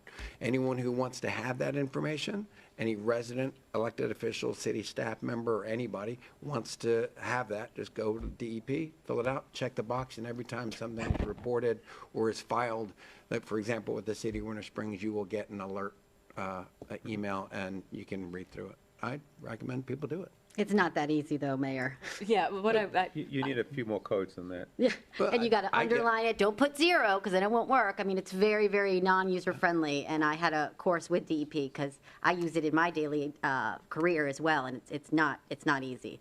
But there are forms to explain how to utilize it, and that's great to know that there's alerts, and I'll be signing up for those. Okay, so I'm going to go by buttons here real quick. So Commissioner Diaz, your button was up next. Yep. We're still in new business, correct? Well, are we finished with this conversation? I was just going to say one quick thing on About that. Okay. I just wanted to say, a lot of times when the community or someone not as a city employee finds those DEP documents, they don't understand that it's an update to a previous DEP document. And that, I think, is where the problem is lying, where we would like those updates to come to us when a new document is loaded. That way, when someone posts it on social media, they're not assuming that it's a brand new fine or violation, and that we have the context before it's on social media. Okay. Exactly. Like the $51,000 check that was written. Okay, and that could be part of that update that the city manager's working on, that report, that something like that. Okay. Commissioner Diaz. Yep. Couple quick items here for new business and just kind of on the tails here of what Commissioner Resnick had said as far as some reports from the city as to some of the things that are going on here in City Hall. Last commission meeting, I had brought up a novel idea that I thought could benefit all of us, which was the ability to get financial reports from the city, especially now that we are going towards the budget, to being able to be much better prepared for those conversations. And our accounting software does have the ability to have a read-only login. You know, we'd be able to use here a city computer.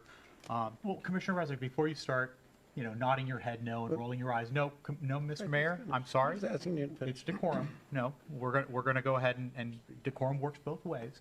That is a very easy way, but just to appease Commissioner Resnick and his eye rolling, we could go ahead and, as a body, ask that we receive regular financial reports from the city, so that way we know what the status is of our finances across the board in real time, or at least in near real time.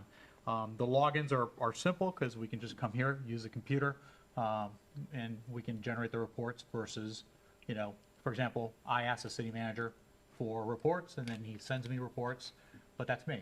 I'm trying to do this so everybody could have access to, financial reports. And, if the body would be okay, and we can agree to give direction to the city manager to help us get a regular cadence going of financial reports moving forward. My question would simply be, I just think we need to identify financial reports. I do not, like, for example, our in-house software does not allow the chief of police access to all of the financial things because people's social security numbers, right, your utility bills, I mean, the level of security, anyone who has access to this information has to go through a full background check, right? Criminal background check, all those different things that we guard a lot of that information. It's not because we're trying to hide something, but there's everything from, imagine the software that a municipality like us deals with everything from the police department to utilities to everything. I think we just need to dial it in. We need to know as specifically what information you're talking about. And we do have to be very, very careful. We need to really define that. Again, the police chief doesn't have access to this information. We have to be real careful what we're asking. We need to be very specific what we're asking for so that we can have the conversation. And I appreciate that, and thank you for that. Obviously, accounting software has measures in place for that because not everybody gets the same kind of level of information.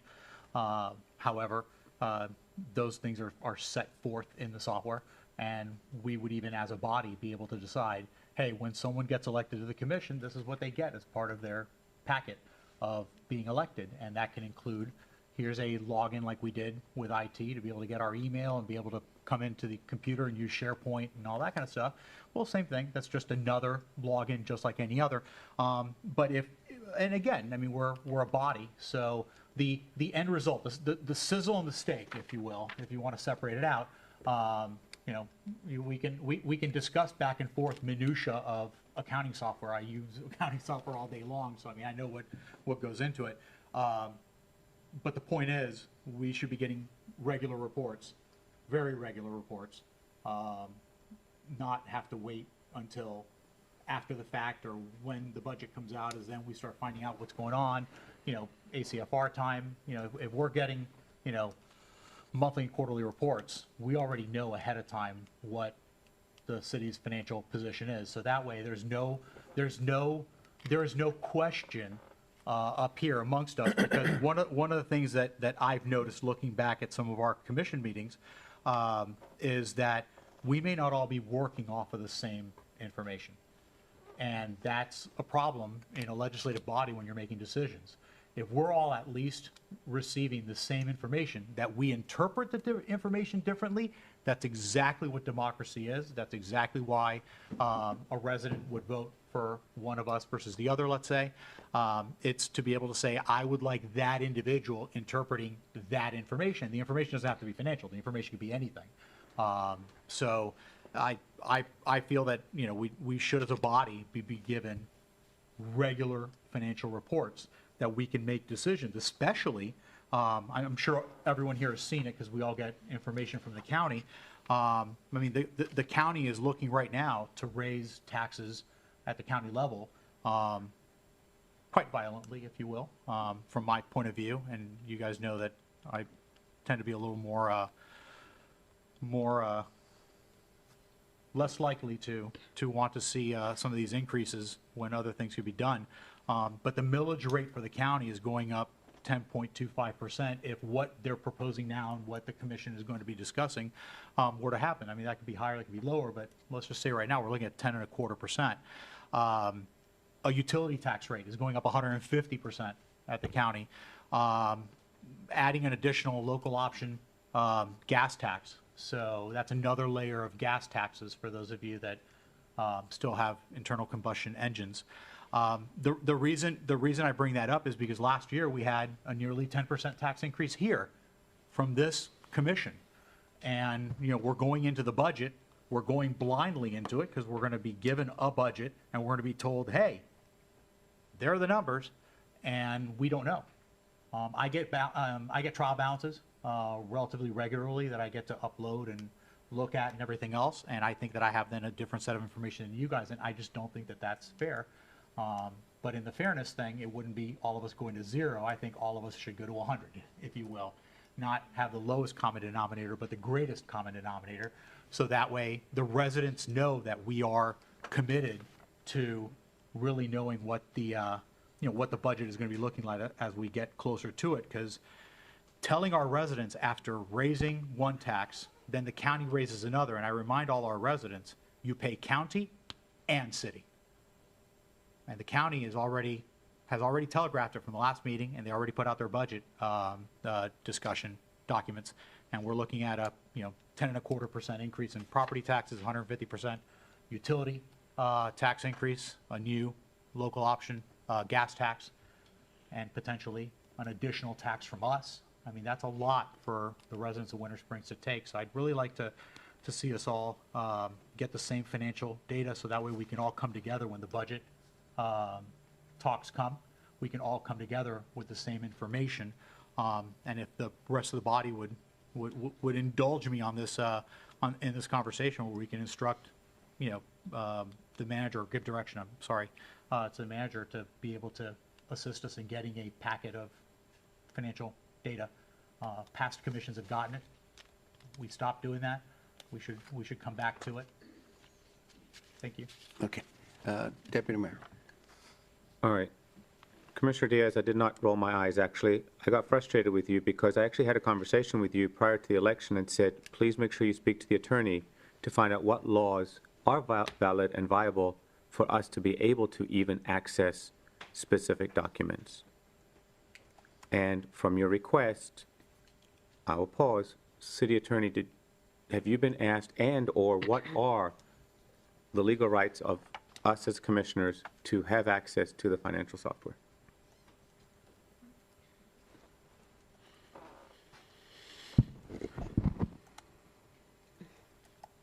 I mean, generally, like, my opinion with respect to the commission's ability to have access to financial information.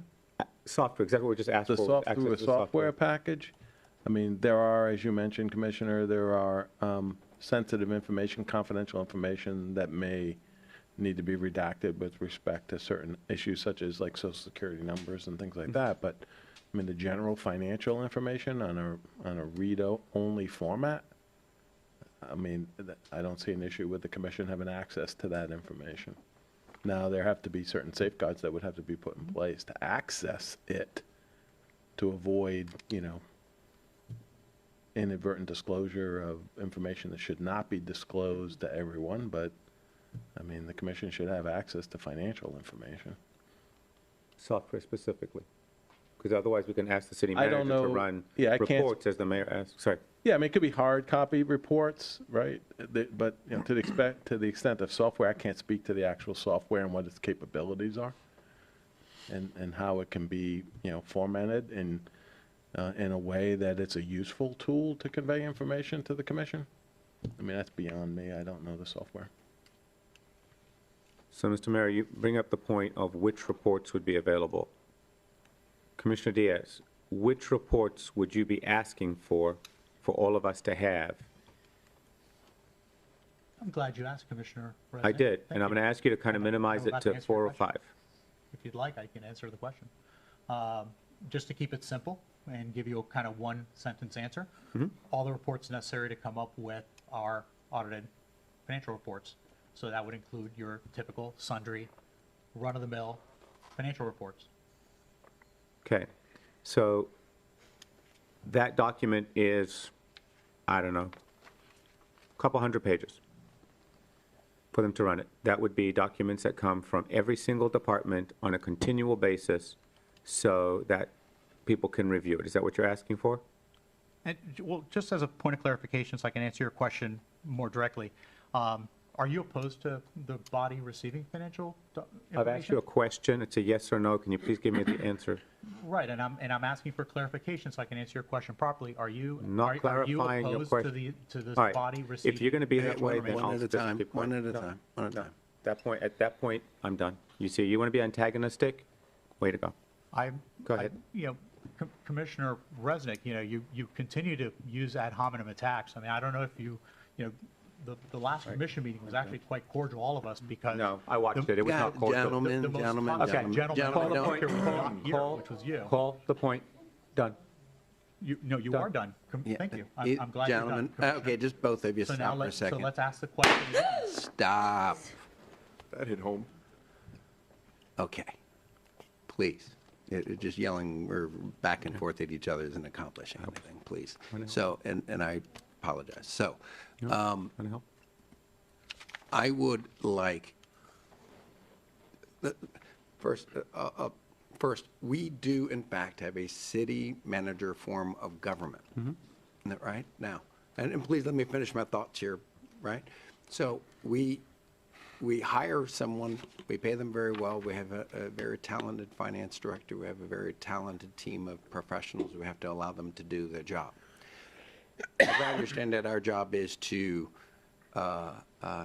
we don't actually write the budgets, they recommend a budget to us annually, and there are categories throughout, and it's a really heavy lift. I've got the budget right here, it's a nice, big, thick spiral book, we approve it. We set priorities, we give general direction to the city manager, and then he disperses that information to his team. Now, having said that, I do believe that we should have access to certain information. We should. I'm okay with that. I really am. I think we need to have data provided to us. But we do get budgets. We do have budget workshops. But to get down into the minutia of the cost of a pen or those kinds of things, that's not actually our job. And I do worry, again, have the right to the information. I'm worried about people taking information, spinning it for their own ideology or something, and interpreting something that is just kind of like, how did you get there? Or, or putting things out on social media, that are inaccurate or that most of us would not agree with. Those, if people going out and doing those kinds of things, you should, Commissioner Diaz, I think you have the right to certain information, but I do believe that we need to hear specifically, and not generally. I want to know, before we approve something like that, what specific, I don't think that we should be getting into every little detail of every little department and the cost of pens and every little detail. We do publish on our website a checkbook. Currently, it is set at any expenditure over $20,000. That is put out on the city website. Now, the city manager and I have been talking, they're going to lower that limit. They're going to set that limit down to any expenditure over $2,500, and any resident can have that. And so you can see where any expenditure over $2,500 is going to. They're not going to show every single paycheck, but any expenditure over $2,500 is going to be listed. And any resident and this commission can look at that. Just want to be careful. We start putting out unaudited, incomplete data that you can put up enough smoke and mirrors to give the city a black eye, or that's not going to be accurate, or it's not going to be complete. You just have to be real careful. I, for one, am asking what specific reports, not an open-ended thing. I will never approve just some open-ended financial thing that you get to go, any of us, including me, would be able to go in, and the time consumption of setting all of that up. Please provide what form specifically you're looking for, and then we'll come back and vote on it. And with that, Commissioner Crusoe. So I don't have an issue with it as long as it's legal and it's in the charter and city attorney says it's okay. I personally would like to exclude myself from that because I don't want anyone's personal information. I don't want any of that. If I need something from the city manager or from Holly, I can go to them in person or send an email if I need something. I'm sure they're more than happy to give it to me. That's my opinion. Okay. Commissioner Bruce. Yes, I'm changing gears. Is that okay, or shall we wait? Shall we finish this conversation? What Commissioner Diaz, I believe, is asking a question. He's looking for direction from the dais of, should we be giving the city manager direction? He wants more access to financial information. The conversation is kind of going around. I voiced my opinion. I'd like to know specifically, not generally. I'd like to know specifically what information before we, as a body, approve Right. further dissemination of some of that data. City manager, would it be appropriate that anytime one of us asks for something that you provide, that it's provide to everybody? That way, you know, if I ask you, send me this proposal or this contract, would it be okay? I mean, is that customary or? I think we both know how Too many much? requests I get. I don't know that your colleague's gonna want that number of inboxes. But, you know, I think if there's something, certainly, I mean, that I all day long have, kind of one-off that a particular commissioner has an interest in that may not necessarily, but, certainly if there's information that I'm putting out that is something that I think that is beneficial to all of you, then, and I do try to do that, but. Okay. Yeah. Mr. Mayor. Just leave me out of the financial email. Hold on. Okay. All right, so Commissioner Bruce, are you going to hold there for a second? I got a bunch of buttons are all lit here. You were going to move on to something else? I was, Okay. so. So Commissioner Baker, were you going to comment on this topic? Yes, on this topic. I think it would be fair to ask Commissioner Diaz to put together a list of what he would like to see and have a meeting with Mr. Sweet and Ms. McQueen to see what's feasible, what's workable, and then present it to us to see if it's something that we can make happen. I think that would be. Yeah, none of The us is next trying to hide any information. We just want to make sure it's a reasonable request and that we, as a group, agree, yes, that sounds super, Yeah, and I Commissioner would Diaz, like you it to. deserve the data. I would like it to come to us in a format that is readable for all of us and maybe even includes a summary or something, Specific. a specific summary on what we're looking at. If we're going to do something like this, then, and it, to be fair to us all to understand and see the information the same way. Okay. Commissioner Diaz. And the city attorney would agree with the statement, I'm sure. There's no Florida law that prohibits commissioners from accessing city financial data. And in fact, not only is this information important, but elected officials have an actual affirmative duty to oversee it. I know, I don't know if the city manager had looked in the past to see what the reports were that the commission was getting. But if the clerk, if I could direct a question to the city clerk, do you recall the packet of financial information that this body would receive regularly that was then at some point done away with?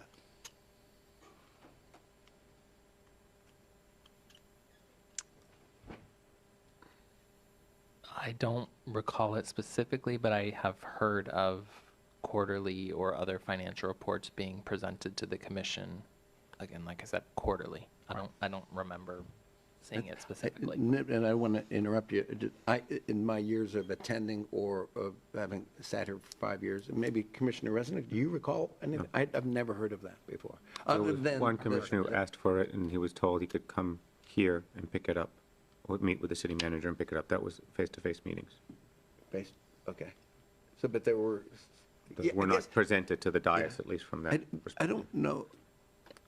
Yeah, I'm not aware of it. I can look into that. Yeah, can you look at, where there's some, if there's a precedent where we used to provide certain information in the past, I want to, again, we run a pretty tight ship and Holly is incredibly busy, and we don't want to overload them, but if there was something that can be put together and that's already there, again, that information, freedom of information is important, but we just have to make sure we do it. Just not a wide open book, So- and I think I interrupted Commissioner Diaz. Were you finished? I'm just, I mean, I'm just so at shock that I don't know if we perhaps would move on, because I guess I mean, I think at this point now, it's pretty evident, if the record could reflect that, you know, we've been now for 7 months, because it's not the first time that it's come up, and it's come up in writing as well to the city manager, and he's responded, and we've had conversations about that. You know, the proper procedure is for the body to want to receive information. I'm assuming you all want to receive information. There is a basic, you know, baseline of simple, you know, I receive trial balances at this point now monthly, but, you know, knowing what the fund balance reports are consistently. I mean, we make statements publicly, and look, the mayor's right about, you know, statements that are, they're off the wall. You know, we are constantly seeing public statements being made with words like deficit. And first of all, those have, there are terms of art for words, and the wordsmithing is important. And if there's a financial report that shows that, but then also knowing how that money came together. Because again, we are going into conversations we have in the past, and now we're about to go into conversations in the very near future. And we're all working off a different set of facts. I mean, look, you know, and Commissioner Caruso makes a great point. He may not necessarily have a need for a particular report, but if that report is provided to the entire body, there might be a report that I may not have a need to, or I may look at and be like, okay, whatever, and not really have too much to say about it. But information is the most valuable commodity we have, and we are a governing body. We are the ones who set policy, and we are not being given the information to set policy. And financial information is the key, especially if we are about to ask our residents for a tax increase. I think the easiest thing we could do is just say, hey, you know what reports can the city put together? Not, let's just wait till we come up with another list, and now we're going to debate the list because then we didn't like this procedure or that procedure. I mean, my original position was, I can create my own reports. You guys can create your own reports. If you don't want to go that route, you just want us all to have the same report, that's not a problem, but there are basic financial reports that are a baseline of financial reports, of which the trial balance is one of them, which I already received. So I appreciate that, that we could be receiving on a consistent basis. But I'm a little taken aback that, you know, as a body, you know, we wouldn't, you know, as a body that's going to be approving a budget, we don't want to have information leading up to that budget as to what real-time dollars are today. So again, I would just bring up the to the board and or to the body if we can direct the city manager and staff to be able to put together what a list would be, and then we can discuss that, but at least we have a baseline, and it already comes with a report. And then from there, we could say, do we like the report? Do we not? Do we want more? Do we want less? Do we not have enough? But at least already have a report delivered, not, well, let's go talk about reports for the next 2 months. We've been talking about reports, again, the city's checkbook is out. We're lowering the level. Mr. Mayor. We have a budget. We have proposed budgets. We have meetings. We have fund balances. We have all of these different things. All of this information is, and I understand that you'd like more information. I guess I'm just using the word, I want more reports. I just don't understand it. I'm not sure, Mr. Sweet, do you understand what he's asking for? I don't understand the ask. Yeah, I would say somewhat. I think if there is that general direction, we need to know specific detailed information that's being requested. I mean, I've seen, at the level of that request, I've never seen in my entire career. Certainly have never seen access of elected officials to the city's financial software. And I've said that in the past, and, you know, there's a number of reasons why, from my, you know, of course, you know, I don't set policy and direction, but, you know, to set a policy for a future elected official, which, you know, we have elections, and those folks change over and come from different backgrounds, different experiences, go through no background check, you name it. I mean, there's a number of significant concerns around that.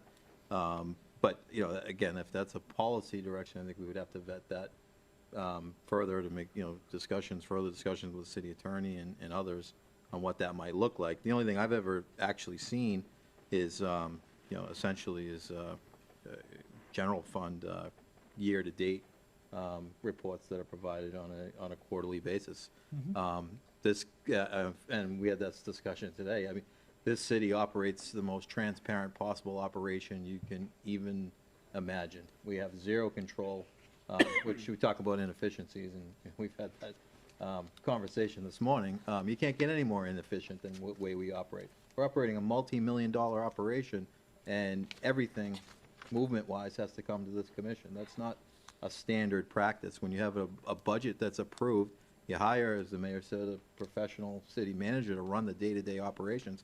The city charter, you'll note in section 5.8, states that as the city manager deems desirable, will provide financial updates as desirable by the city manager. So, you know, I'm not apprehensive, and we're certainly not hiding anything. There's not a single dollar or penny that is spent or moved from a department to another department. You know, in most of your city operations, you approve a budget. When that budget's appropriated, it's up to the professionals to manage that budget, spend the money accordingly, and provide those high-level year-to-date actions on where we stand. There's no money that's spent that's not appropriated or approved, including from department to department. A lot of budgets are set up at the, you know, the fund level. We can't even move money from a department to another department without a line code, you know, this commission approving. So everything is, from my observations and, you know, actions, is extremely transparent. The discussions happen up here. The commission, this commission and prior commissions have approved every penny that's been spent and moved around and to run the function. So we're going to get into the, you know, as you stated, counting highlighters. You know, that's, we're really getting away from, in my view, a council, commission, manager form of government. But I'm happy, obviously, to work at the direction of this commission, and, you know, I will take that direction. But the city charter is pretty specific or broad in the sense of what the requirements of my role is to provide back to the city once a budget is approved and the appropriations made. Prior city, there was, you know, again, it's different, but was no discussion.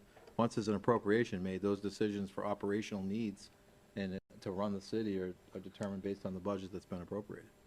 So if I'm hearing right, and correct me, and so a quarterly, like, reconciliation or budget report is within reason to you? Yes. I mean, Commissioner it's Diaz, would essentially a that general help fund a year-to-date great deal? actuals, but I don't think that that's the level. that Can you is- Would that be- describe what you're looking for? Is it a balance sheet? Is it an income and expenses? I don't know. Is what he's saying appropriate? Trial balance, Trial that's nice. The trial balance is nice to get monthly, the way I've been getting it. Is that a fund balance? It's the trial balance report. Trial, what does that mean? That is a specific report that shows all funds. It'll Okay. actually, it's actually the most important raw financial data out there. So the trial balance is ideal. I'm already receiving that. I'd like everybody to be able to receive that. I get to update mine monthly, which is nice. When it gets a little bit behind here or there, I request it, and I get, you know, a couple months, and I get to do that. The budget to actual report, year to date, if we're going to do it quarterly, you know, that's fine. Obviously, now leading up to the budget, we should probably get it more regularly, and then after that, we can go quarterly for the next, you know, for the 4 quarters after, you know, the budget talks that we're having. But the budget to actual report, the trial balance, and a fund balance report for all funds, and that, you know, obviously could be quarterly as well. You know, obviously, general fund, stormwater, utility, capital projects, you know, you name it. But I mean, it's 3 very basic reports, something that, you know, is not really that big of a deal to produce.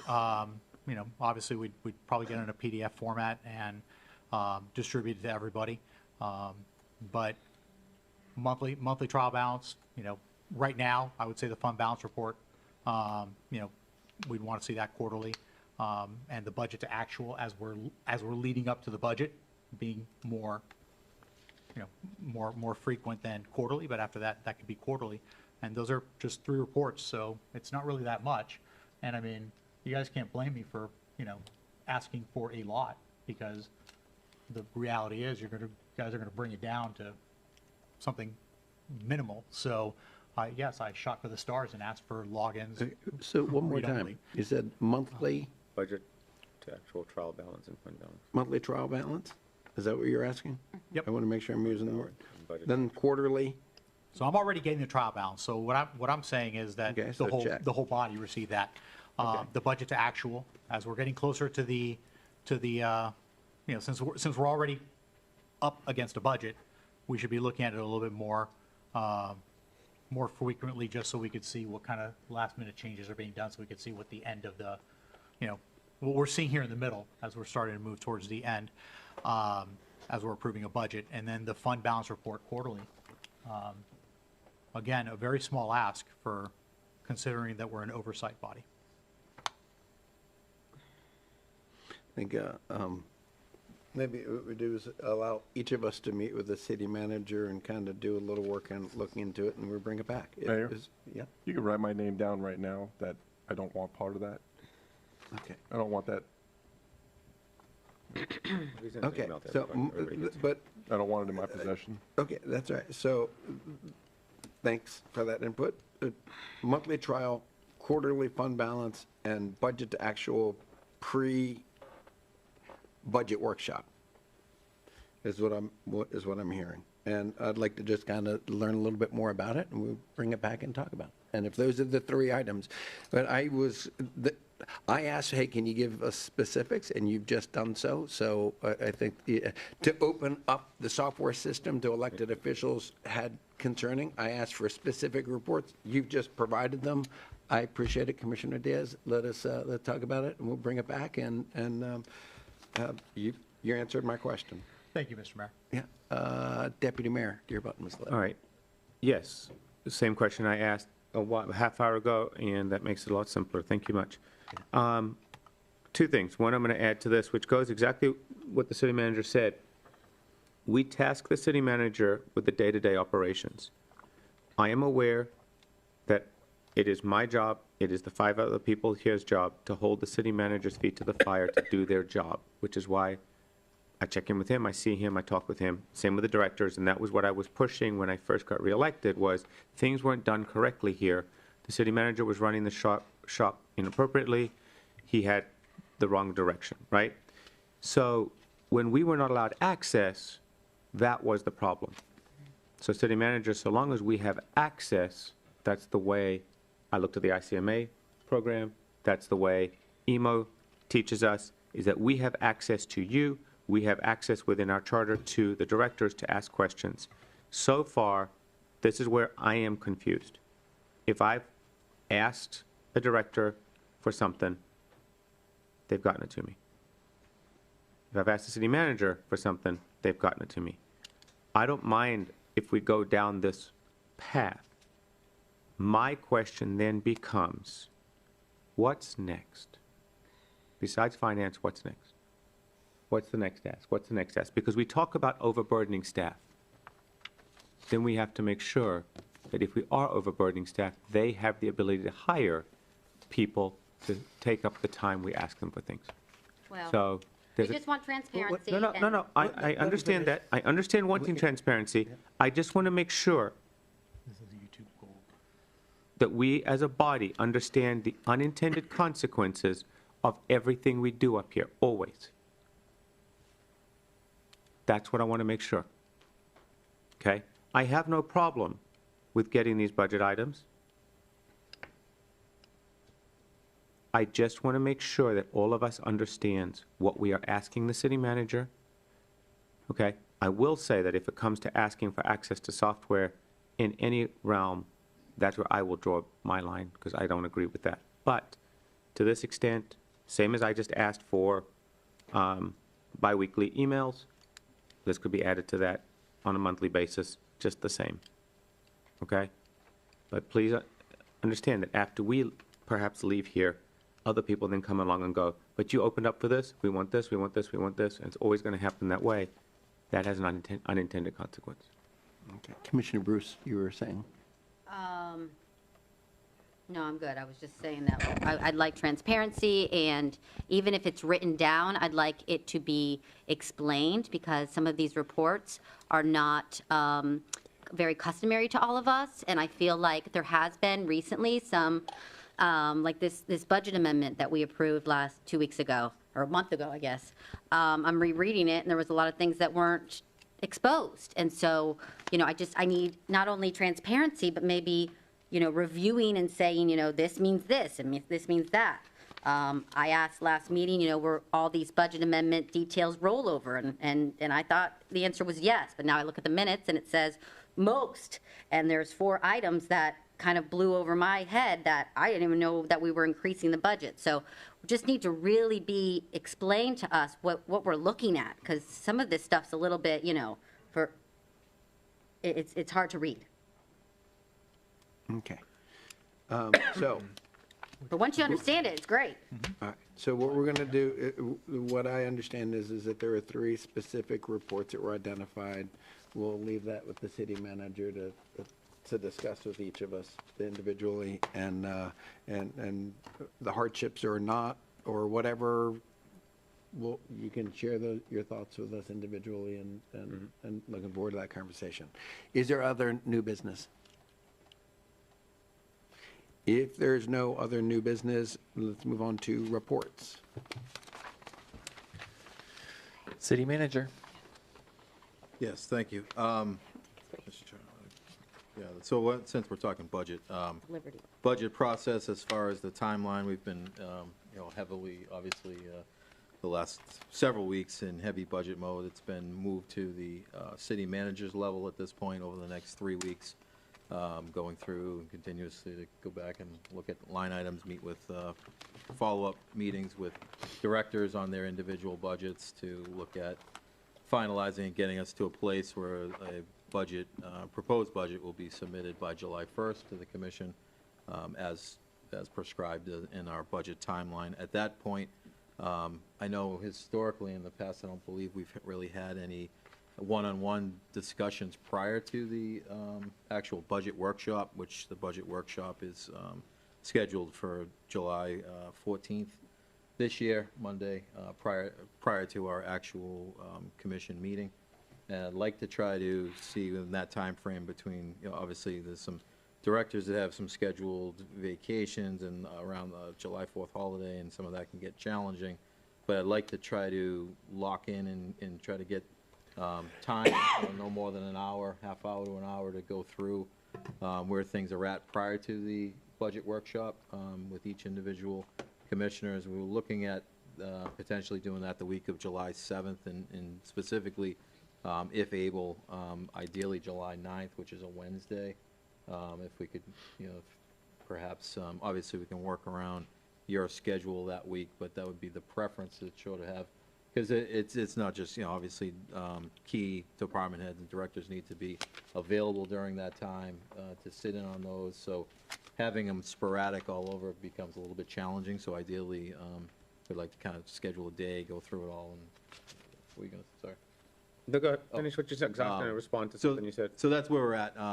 As I said, the July 14th budget workshop, and then obviously after the July 14th budget workshop, there's a number of follow-up meetings and conversations and discussions that'll happen, getting us to, between essentially July 1st to the September 8th, in that 10-week time frame into our tentative public hearing, which is scheduled for September 9th, and then ultimately the final budget approval and hearing, final public hearing on September 22nd is where we're at for the timeline. So if the commission is available for some one-on-ones prior to that budget workshop, that would be the ideal time frame to try to do that.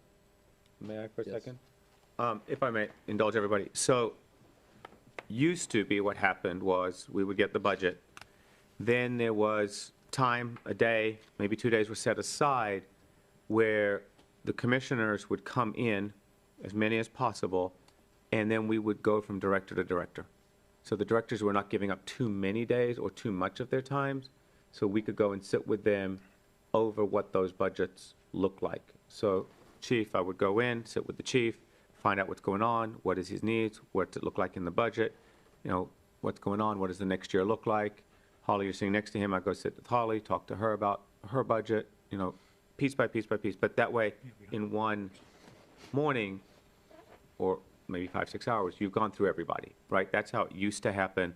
I know that changed to an extent. I did that last year, but I might be the only one. I don't know if Commissioner Bruce did that last year. No. But that way you at least get to handle on it. So I know for what you were saying, each of us does the one-on-one, kind of a rotation for one morning. So if we all did July 9th, like you're asking, I know I could do it, but that would be those who want to come in, have that one-on-one conversation. That's how it used to be. Yeah, exactly. Is that what you're saying? Yes. Say that again? Yep. Okay. Prior to the workshop, so that there's some context prior to going into the July 14th workshop, and then, you know, conversation continues. So Just that'd wanted be to the give clarification. Yeah, I just want to make sure that we're not all going off on the same day, walking into different offices, that the city No, it would manager's be- organizing it, and Correct. like we have an organized. Okay. Slots for the same rotation amongst, same conversation. Okay. Yeah, that would be the goal. Do we want a time for that, since we're all sitting here? Um, 'Cause that's a month from now. Yeah, well, ideally, the best day is July 9th, because we also have a commission meeting on the 14th, which will have one-on-ones with regards to the, that agenda that will be coming up on the 14th, and having the time to be able to review in advance of that commission meeting. We kind of lock in, most of my meetings are Thursday, Friday, with each of you, so. 9 to 1 work for everybody? 19th? The Ninth. 9th, July. Oh, the 9th. I'm available that day. So one more time, we're coming in individually, Yes, so this is not a public meeting. Correct. We'll just be rotating through with staff, yep. with staff. Starting what time? I just threw 9 to 1 out there. Doesn't, just throwing it out there. I'm open to whatever the city manager wants to do and So schedule. and- just for clarification. Yeah. We are going to have secret meetings behind closed doors with staff, who we are technically the ones who are setting policy, to explain to us how we should set that policy, instead of having it in a public hearing at a time where residents can actually see it. I'm confused as to what this ask is for July 9th. I'll make it clear. As I always do, I keep lines of communication open with the city manager, and I ask questions consistently. He answers in a timely manner, and I think it's part of my job is to keep communication open, and that if this is a way to communicate with each of the directors while the city manager is sitting there and they can help explain their budgets. There's nothing secret about it, folks. I do it all the time. And I'll continue to do it because I see it as part of my responsibility to be a well-informed elected official. But the city manager won't be sitting there. We rotate around to different, so at the same time that you are talking to the chief, I'm talking to Holly, so we're just learning from them the purpose of what they've put there. So therefore, when we're here, we may have questions. We can ask those questions there, so now we're clearing out a lot of our questions, so it makes sense to us. It's under the approval of the city manager, and he's working with his team. Yes. There's nothing secret about that. Do it all the time. I mean, effectively. I think to Commissioner. just clarify, it's not necessarily that they're telling us what they're going to make their budget, it's their request for budget. And we are going to look at it with them and perhaps ask questions of why they need it or why they are proposing this budget before it comes to us as a workshop, so we have questions prepared and answered possibly in advance to those requests that they're asking for. So And then it will all be public It's at that definitely time. not policy or them telling us what they're doing, but requests. It's And I appreciate your explanation, Commissioner Baker. The only concern is that, it's been pretty evident for a while now that the concept of commission capture is alive and well. And, staff and others, basically put out what they would like to see, and that is the only opinion being given versus multiple opinions at any given time. I would rather have the different directors, and we don't have to then round robin. If we're going to round robin, we can just round robin here. Have them come up and be able to publicly say, this is why I put this in the budget, let's say, if that's where the conversation is going, versus these secret meetings. Like the mayor saying that, it's no secret that he has the meetings. Well, it's no secret that any of us have meetings. I guess the secret, if you will, just to use that word, is that I don't know what you discussed. Do we have minutes for that? Or does the public know what you discussed? We just know it was behind closed doors. We can agree on that. And if we all round robin now with no public record, it's not in the sunshine, that means that the public doesn't get to see what was being discussed by the various commissioners who have an oversight role, and those that have an interest in promoting a particular line item, let's say, and I'm just saying line item to, in general, but that portion of the budget. So I just wanted clarification. Obviously, as a body, we're going to do this together. But I was just trying to get clarification as to why we were having, meetings not out in the open where the residents could see them. I'll send out a request for availability. I can move on my report. Thanks. I think, we do this every week. We have these closed door conversations because we're not subjected to sunshine law. With it. Staff provide preparation before this commission meeting, and we do that every single week. This intent would be no different. It's just to get the individual commissioners up to speed on what's going to be presented, much like every agenda item that we have every other week. So that's really the intent. And if there's no interest in a particular commissioner wants to not have that conversation until the budget workshop, then that's an opportunity as well.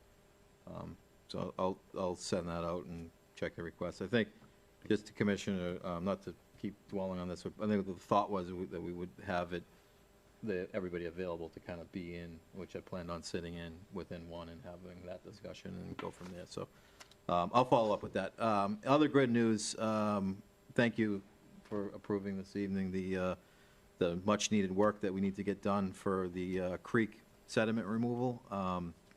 At this point, we're looking at this Friday, actually having a pre-meeting with the contractor, Zulu Marine, NRCS folks, and our stormwater team to discuss, the kickoff, essentially, which is planned for the week of the 16th, to start getting going on the actual creek debris removal work. And fortunately, tonight we approved Zulu to also do the sediment removal. We'll work through a contract with them on the sediment removal for those 7 crossings.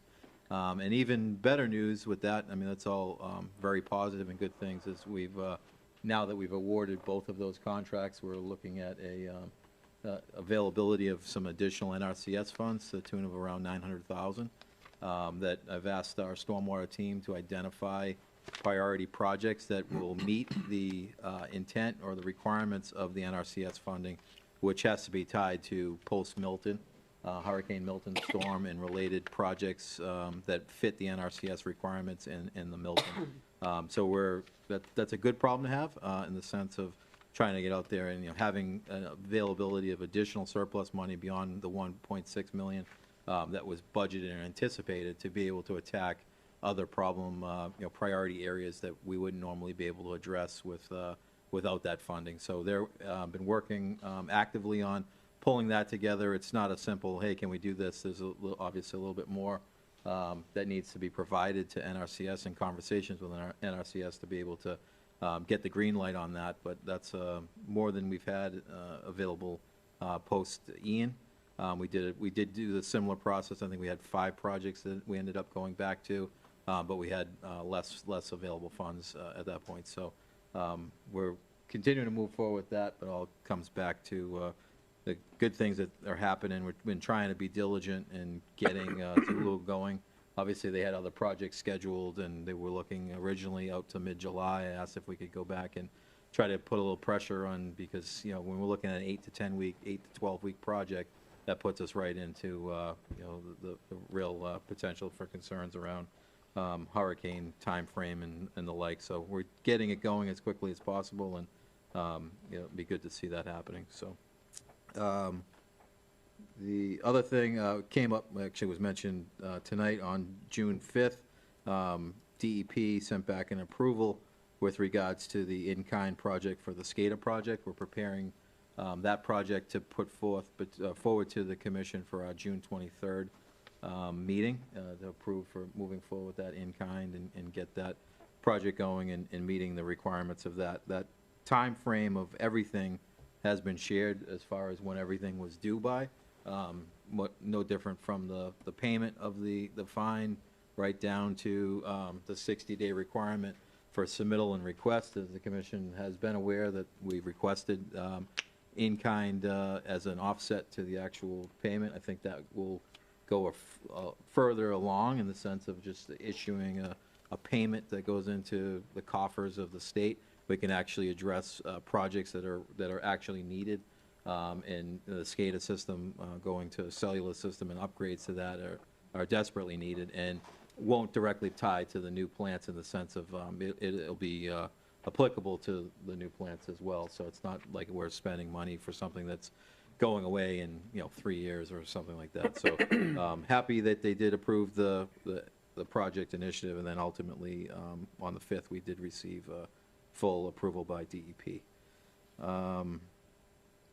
Sorry, I have one more other thing on here I was going to mention. Oh, I've been asked and appointed to serve on the FCCMA, which is the Florida City County Managers Fiscal and Administrative Policy Committee, and I'll be stepping into that role for first meeting in July. It's a remote meeting, July 14th, to take part on the statewide city managers, city and county managers Fiscal and Administrative Policy Committee as well. So very cool. You're doing that when you're sleeping? Yeah. So, thank you. That's all, Mr. Mayor. Anthony? No report. No report. Deputy Mayor. Thank you. Just a couple things. One, so weather, tonight's another one of those. Big storms like this, I know I get a lot of calls, so city manager, I know this past weekend, I think it was this weekend, we got several calls for Lido and Alton, and you went out to go speak with the residents on the weekend, so thank you for doing that. Lots of back and forth. They are, they're not happy, but they at least understand, I think, more now. But that, it was quite a few days of weather that we had, and every time that happens, my phone rings. I'm sure all yours starts to ring. It's like, hey, what's going on? But with that as well, I don't remember the exact week it was, but there were some really big storms in Parkstone. The swell at Parkstone, water had gone all the way into 434, both at Parkstone and Winding Hollow. And Chief, thank you to your staff, because they were parked in a nice little circle around it so people would not drive over it. I don't know if I'm correct, but I think one person kind of slid out and was in a bad place. So thanks to your staff for that side. And then the Winding Hollow side, they were also keeping people moving. So thank you for that. In other news, this is to all the people who are listening and those of you who are here. What I call the grass sports have taken a break for a little while. That's softball, baseball, and soccer. And our fields are shut down. Brian, I think just nod your head, it's 2 months, right? So give or take 2 months while the fields start to heal, and the parents get a break from driving them around. So that's a good piece right there. And then my last thing, and I'll talk about this a few times as it comes up, but Rotary has agreed to put on a pickleball tournament here at the city. It will be October the 11th. It'll be a full functioning tournament with 3 different levels, men and women. Signups will begin soon. It'll be doubles, but more information will be coming. Please take a look at the Rotary website. Facebook will put an event together, but it's for fun. It's for fundraiser. and it'll be our first go at it. So as I put forth amazing, fun, exciting information, also please give us your patience as we figure out the pieces attached to it. So that's my report. Commissioner Caruso. Can I use my hockey stick for that tournament? You can. You'll lose. Commissioner Baker will beat you. Probably. I haven't played yet. I'm sure, Matt, I'm going to drag you into this. Matt, I'm sure you'll have your rain shoes on when we get into creeks so you can get all your pictures. I'll be in my flip-flops with you. I'm excited about the creeks. I know a lot of people are. You know, we campaigned on that hard. Yeah. I took a very big interest in it. I was in the creeks myself. So I'm happy that's finally getting done. I think it was a week ago, I actually was, you could say, hanging out with our potential new governor. Had a lot of discussions with him, and I think I like what he has to say. I'm looking forward to meeting the other candidates, which I will be shortly. And I really don't have any other reports besides that. Mayor. Okay, I'll try to keep it short. Let's see, there was actually a pickleball tournament a couple weeks ago at the Memorial Day weekend, and benefiting the VFW, actually, fittingly, right, a couple of days, and that was really great. VFW Memorial Day was actually quite a busy weekend. VFW and the American Legion were out in force. American Legion in Oviedo helped with the city, organized truly, really moving and really great Memorial Day recognition. Senator Broder was there. Colonel Representative David Smith was the keynote speaker. Is the only combat veteran serving in the Florida legislature and representing Winter Springs, living in Tuscaloosa. We're fortunate to have him. But it was very well done, particularly recognizing Lieutenant Colonel that was a resident of Winter Springs that was killed in action, and his Gold Star family and all of those others that have served. Let's see, everybody is aware of the girls softball, and boy, that was a lot of fun. And, all the sports at Winter Springs High and Oviedo, we do have a portion of our kids go to Oviedo as well. Boy, they are fun to attend. It was not my first girls softball game, and it won't be my last. It's fun. I mean, seeing the excitement of those kids it really is. Boy, you walk out of from those football games to the softball games to the lacrosse games like my kids played. You walk out of those things, even when they don't win, when they don't, really. But boy, what makes you feel good, it lifts you up. I was fortunate. I don't believe I mentioned it before, but I was honored to serve, nominated and elected to serve in the Tri-County League of Cities Board of Directors. So that's the municipalities in Seminole, Orange, and Osceola counties, and other elected officials. Again, pushing for cities and the residents and our priorities, infrastructure, environmental things, and lots of other important issues in Tallahassee. All those different things are, they have an impact. And it's kind of boring, wonky, things, but they do have an impact. With that, I'm done. Thank you for allowing me to serve. Commissioner Diaz.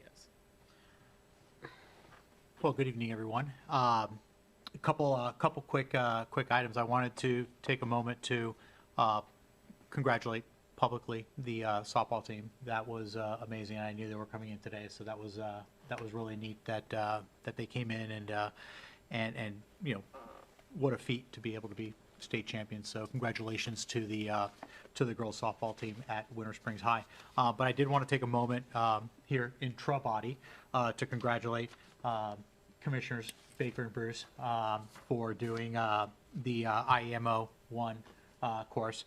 I had the pleasure of going through IEMO 1 and IEMO 2 already, and I'm really looking forward to IEMO 3, which is leadership, and as well as the Florida League of Cities convention coming up.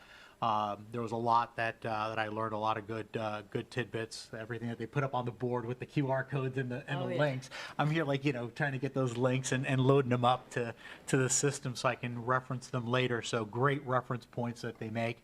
And it was really neat to see you guys had done that, and maybe we can all do number 3 together, since I've already done number 2. If you guys crank out number 2, then we can all do number 3 together. They'll put us in different tables. Yeah. Because we can't be in the same table because of the sunshine rules. But the neat thing is you meet people from around the state, and many stay in contact, with you. And I get emails from classmates from the 2 classes. So congratulations on that. That's really, really good. And again, hopefully we can all do 3 together. And then one other fun fact. I had the honor. I was asked shortly after the election in November if I would do it. And then, once the planning started coming together, then I was asked formally to do it. But I just wanted to thank the Libertarian Party of Florida and the Libertarian Party of Seminole County for inviting me to speak at the state convention. And if the fun fact portion of that is, if you go to the Daytona Beach News Journal, because the convention was in Daytona Beach, they had a picture of me there and they quoted me and all that kind of good stuff. So no secret where I am on smaller government, smaller budgets, and less taxes. So that's what they quoted me talking about. But just it was fun to get featured there in the paper, and just wanted to thank the Libertarian Party of Florida for doing that. Did get to meet the national chairman of the Libertarian Party, and there's a lot going on here in Florida. Obviously, we are seeing what's going on in Tallahassee with the budget, or lack thereof at this point, and what effects that could have on cities. Right now, Tallahassee's trying to find a way as to how to give back more of the money that they've already collected back to residents in different forms. So that's, kind of where we're at now. But obviously, as we start now looking at our city finances, we start looking at the county finances and what's going on there. Obviously, there's a lot to think about, a lot to ponder. And it's really important for everyone to stay active and stay knowledgeable and do your research as to what the county's doing, because that does affect you. And then obviously what we do up here, and any input you have, good, bad, ugly, obviously, please, reach out to me. And the gentleman that was here earlier, and Mr. Mayor, I'll get the information from you as well. He had kind of gestured over in my direction. He had sent an email, and I just wanted to take a moment as well to apologize. I did not see the email. I don't know if it had gone into the Barracuda thing that we have or not, but I hadn't seen it. But definitely would want to address his concerns as well. So just if the gentleman's listening, please reach out to me. But Mr. Mayor, if I can get that information as well, or I guess the city clerk could send me that information, I'll be contacting that resident as well. And that concludes my report. Thank you. Commissioner Bruce. Yes, thank you so much. Yes, and attended the EMO in Boca Raton this weekend, and signing up for EMO 2 in October, and also leadership, Seminole leadership of Seminole County as well for next year. I want to make sure you got my email on that one. And in addition, tomorrow I'm having a tour of the spray ponds, so that will be fun. Thank you, Cleet, for doing that for me. And then wanted to announce that the Hometown Hero nominations are out, so please nominate your favorite hometown hero. And I attended an event called Corridor Connect last week in Shingle Creek, and it had a lot of the different key government officials, such as the city manager for City of Kissimmee and Osceola County and Orange County and St. Johns River Water Management District. And overall consensus was that in Osceola County and City of Kissimmee, they did a referendum asking voters, if we were to increase your taxes, would you like it if we did it for land conservation? It was an overwhelming consideration and acceptance of this. And so that's something to think about, to maybe possibly budget some funds every year to have for acquisition, to have conservation and not be able to be developed. And then last but not least, just want to recognize our own famous Art Gallo for being on St. Johns River Water Management District's social media platform. They did a fabulous feature on him. He's done an outstanding job for his personal HOA to do a analysis of how much water they're using, how much water they should be using, and I think it's a great demonstration for all HOAs throughout the city and beyond to be able to do. And so I'm going to use his this as a platform and really try to increase it for other HOAs throughout the city. And that's my report. Commissioner Baker. All right, so I also attended the emo training, and it was an incredible time, but I felt a little picked on. There is something called the Cincinnati factor that we learned about, and I happen to hail from Cincinnati. Our former governor said that everybody moves here from the Midwest, but they count the Midwest as home, and it tends to be a lot of Cincinnati people. So, but they made up for it by seating me with a newly appointed commissioner down in Jupiter Inlet that is a former Cincinnati Bengals coach. He is Don Shula's son, so also a big Florida guy. But I will say that Florida is home, so I do not count, although Cincinnati is still my team. I also, as Ms. Wiseman stated, we went on a tour of Central Winds, and we went with Mr. Chris, the parks manager, and Brian Dunnigan, operations manager, or director, sorry. And we discussed handicap parking, moving forward, some things that we could change to make areas of the park more accessible, how we can better control some of our large events with blocking off handicap parking, and assessing different curb cuts and a variety of different things. We took a lot of learning from that, and I think we'll be seeing some very positive changes within the park based on that day. I also wanted to take a moment to recognize that it's Pride Month. And Pride Month is a lot more than just festivals and rainbows, but it's to shine a light on the struggles that many face. Across the community in the United States, LGBTQ youth experience alarming levels of mental health challenges. According to the Trevor Project 2024 National Survey, 39% of the LGBTQ plus youth seriously have considered suicide in the past year. And that number rises to 46% for transgender or non-binary youth. Tragically, 12% of LGBTQ plus youth attempted suicide within the same period last year alone, compared to only 4% of heterosexual peers. This number also drastically increases when it has anything to do with race, in addition to sexual orientation. So why is this happening? Studies show that it's not about who they are, it's about how society treats them. So factors like bullying, family rejection, lack of access to affirming care, and discriminatory politics that we continue to contribute to. Research reveals that LGBTQ youth who experience harassment are 3 times more likely to attempt suicide. And youth in accepting communities attempt suicide less than half at that rate of those in unaccepting environments. So during this Pride Month, it's my hope that as a community we can reaffirm our commitment to creating affirming spaces at home, school, work, and in our faith communities. Use and respect pronouns and chosen names, stand up against bullying and discriminatory rhetoric, and push for accessible mental health care for our LGBTQ youth. When we foster environments of acceptance and love, we literally save lives. So Pride Month is a celebration, but it's also a call to action to treat everyone with respect and dignity. And that is my report. Thank you. Yep. And that is it. So we have one final public input. Would anyone like to take this opportunity to address the commission? Mr. Weissman? Of course.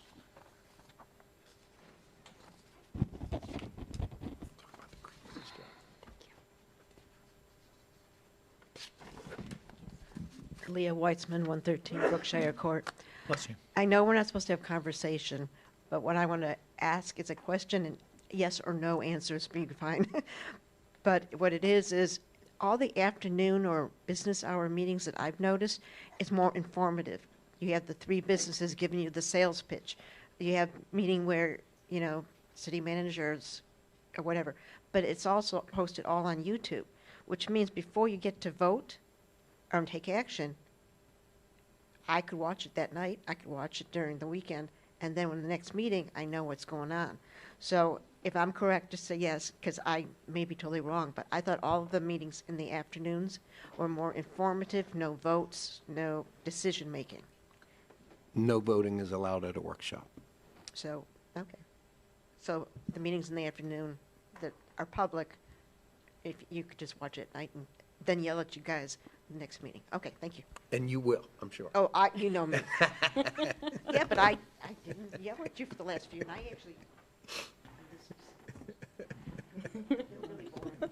You know I'm kidding, right? Yeah. Look forward. Anyone else that would like to address the commission? Good evening, Commissioner. Good evening.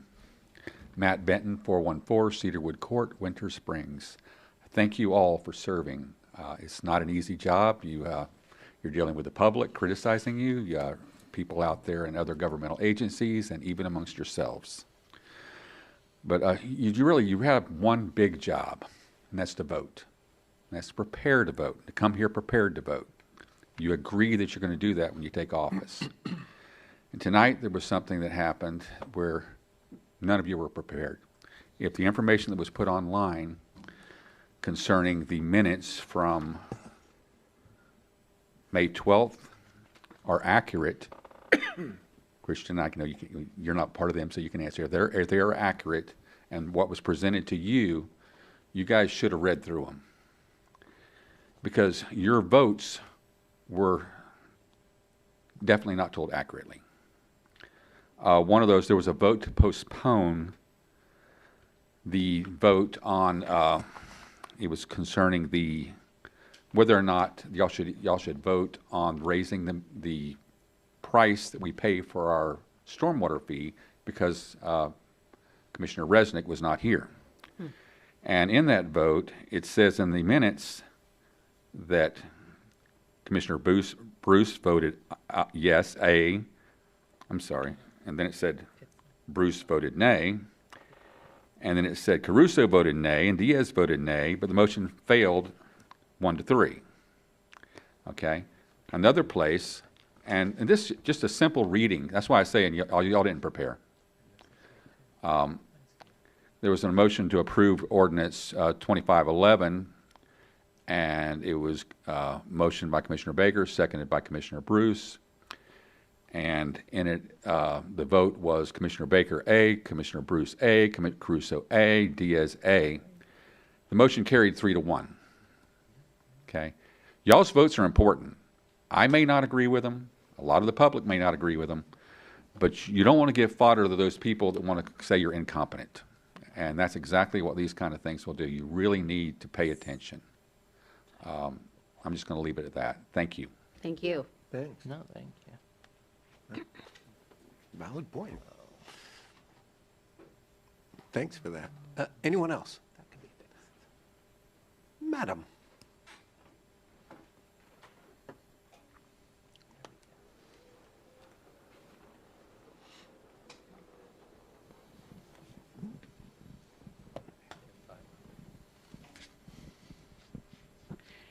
Sheila Benton, 414 Cedarwood Court. I came forward to address an issue with you all. I'm not trained in any way with the creeks.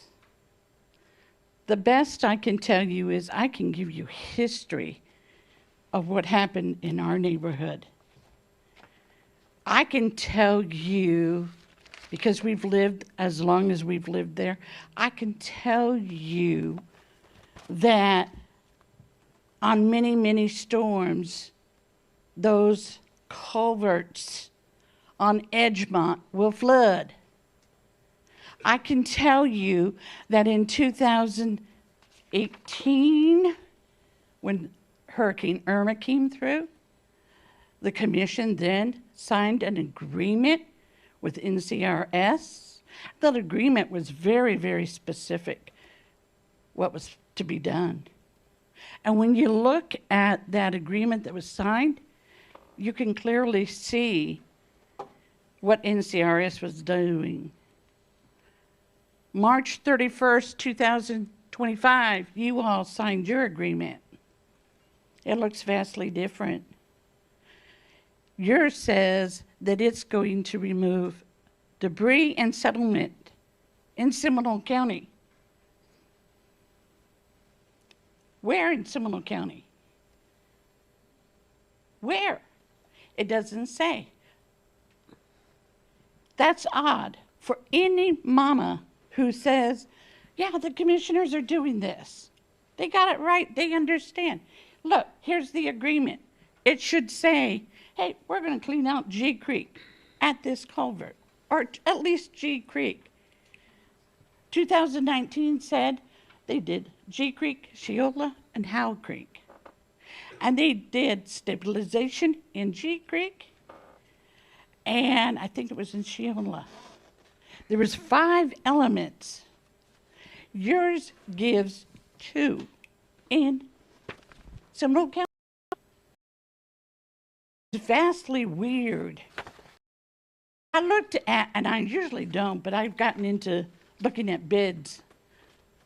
Your bid on page 77, B1, it starts showing pictures of all of these culverts. My question to you as elected officials, what's going to be different? Because it seems to me that every time a big storm rolls through the city, FEMA, somebody's plunking down about $500,000. And that seems really odd to me that the same culverts give the same issues, and regardless of who's sitting there, y'all do the same thing. Instead of taking a breath, saying, what can we do different? Because it's your phone calls that ring off the hook when the rain starts coming down. Because they've been told the city was going to clean the creeks. But that's not what that bid is. That bid says it's only the culverts. It does not say anything about even No Name Creek.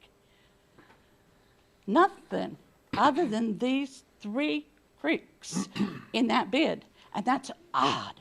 And as a mama that lives in this city, I should be able to say to anybody, I understand what that thing was about.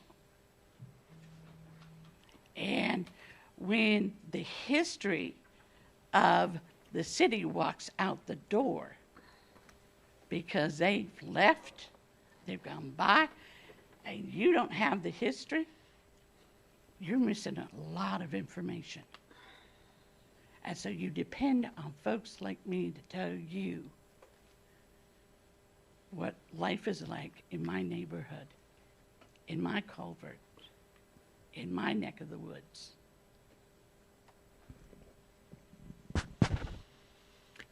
Okay. Anyone else that would like to take this last opportunity to address the commission? Seeing none, we will close public input and we are adjourned.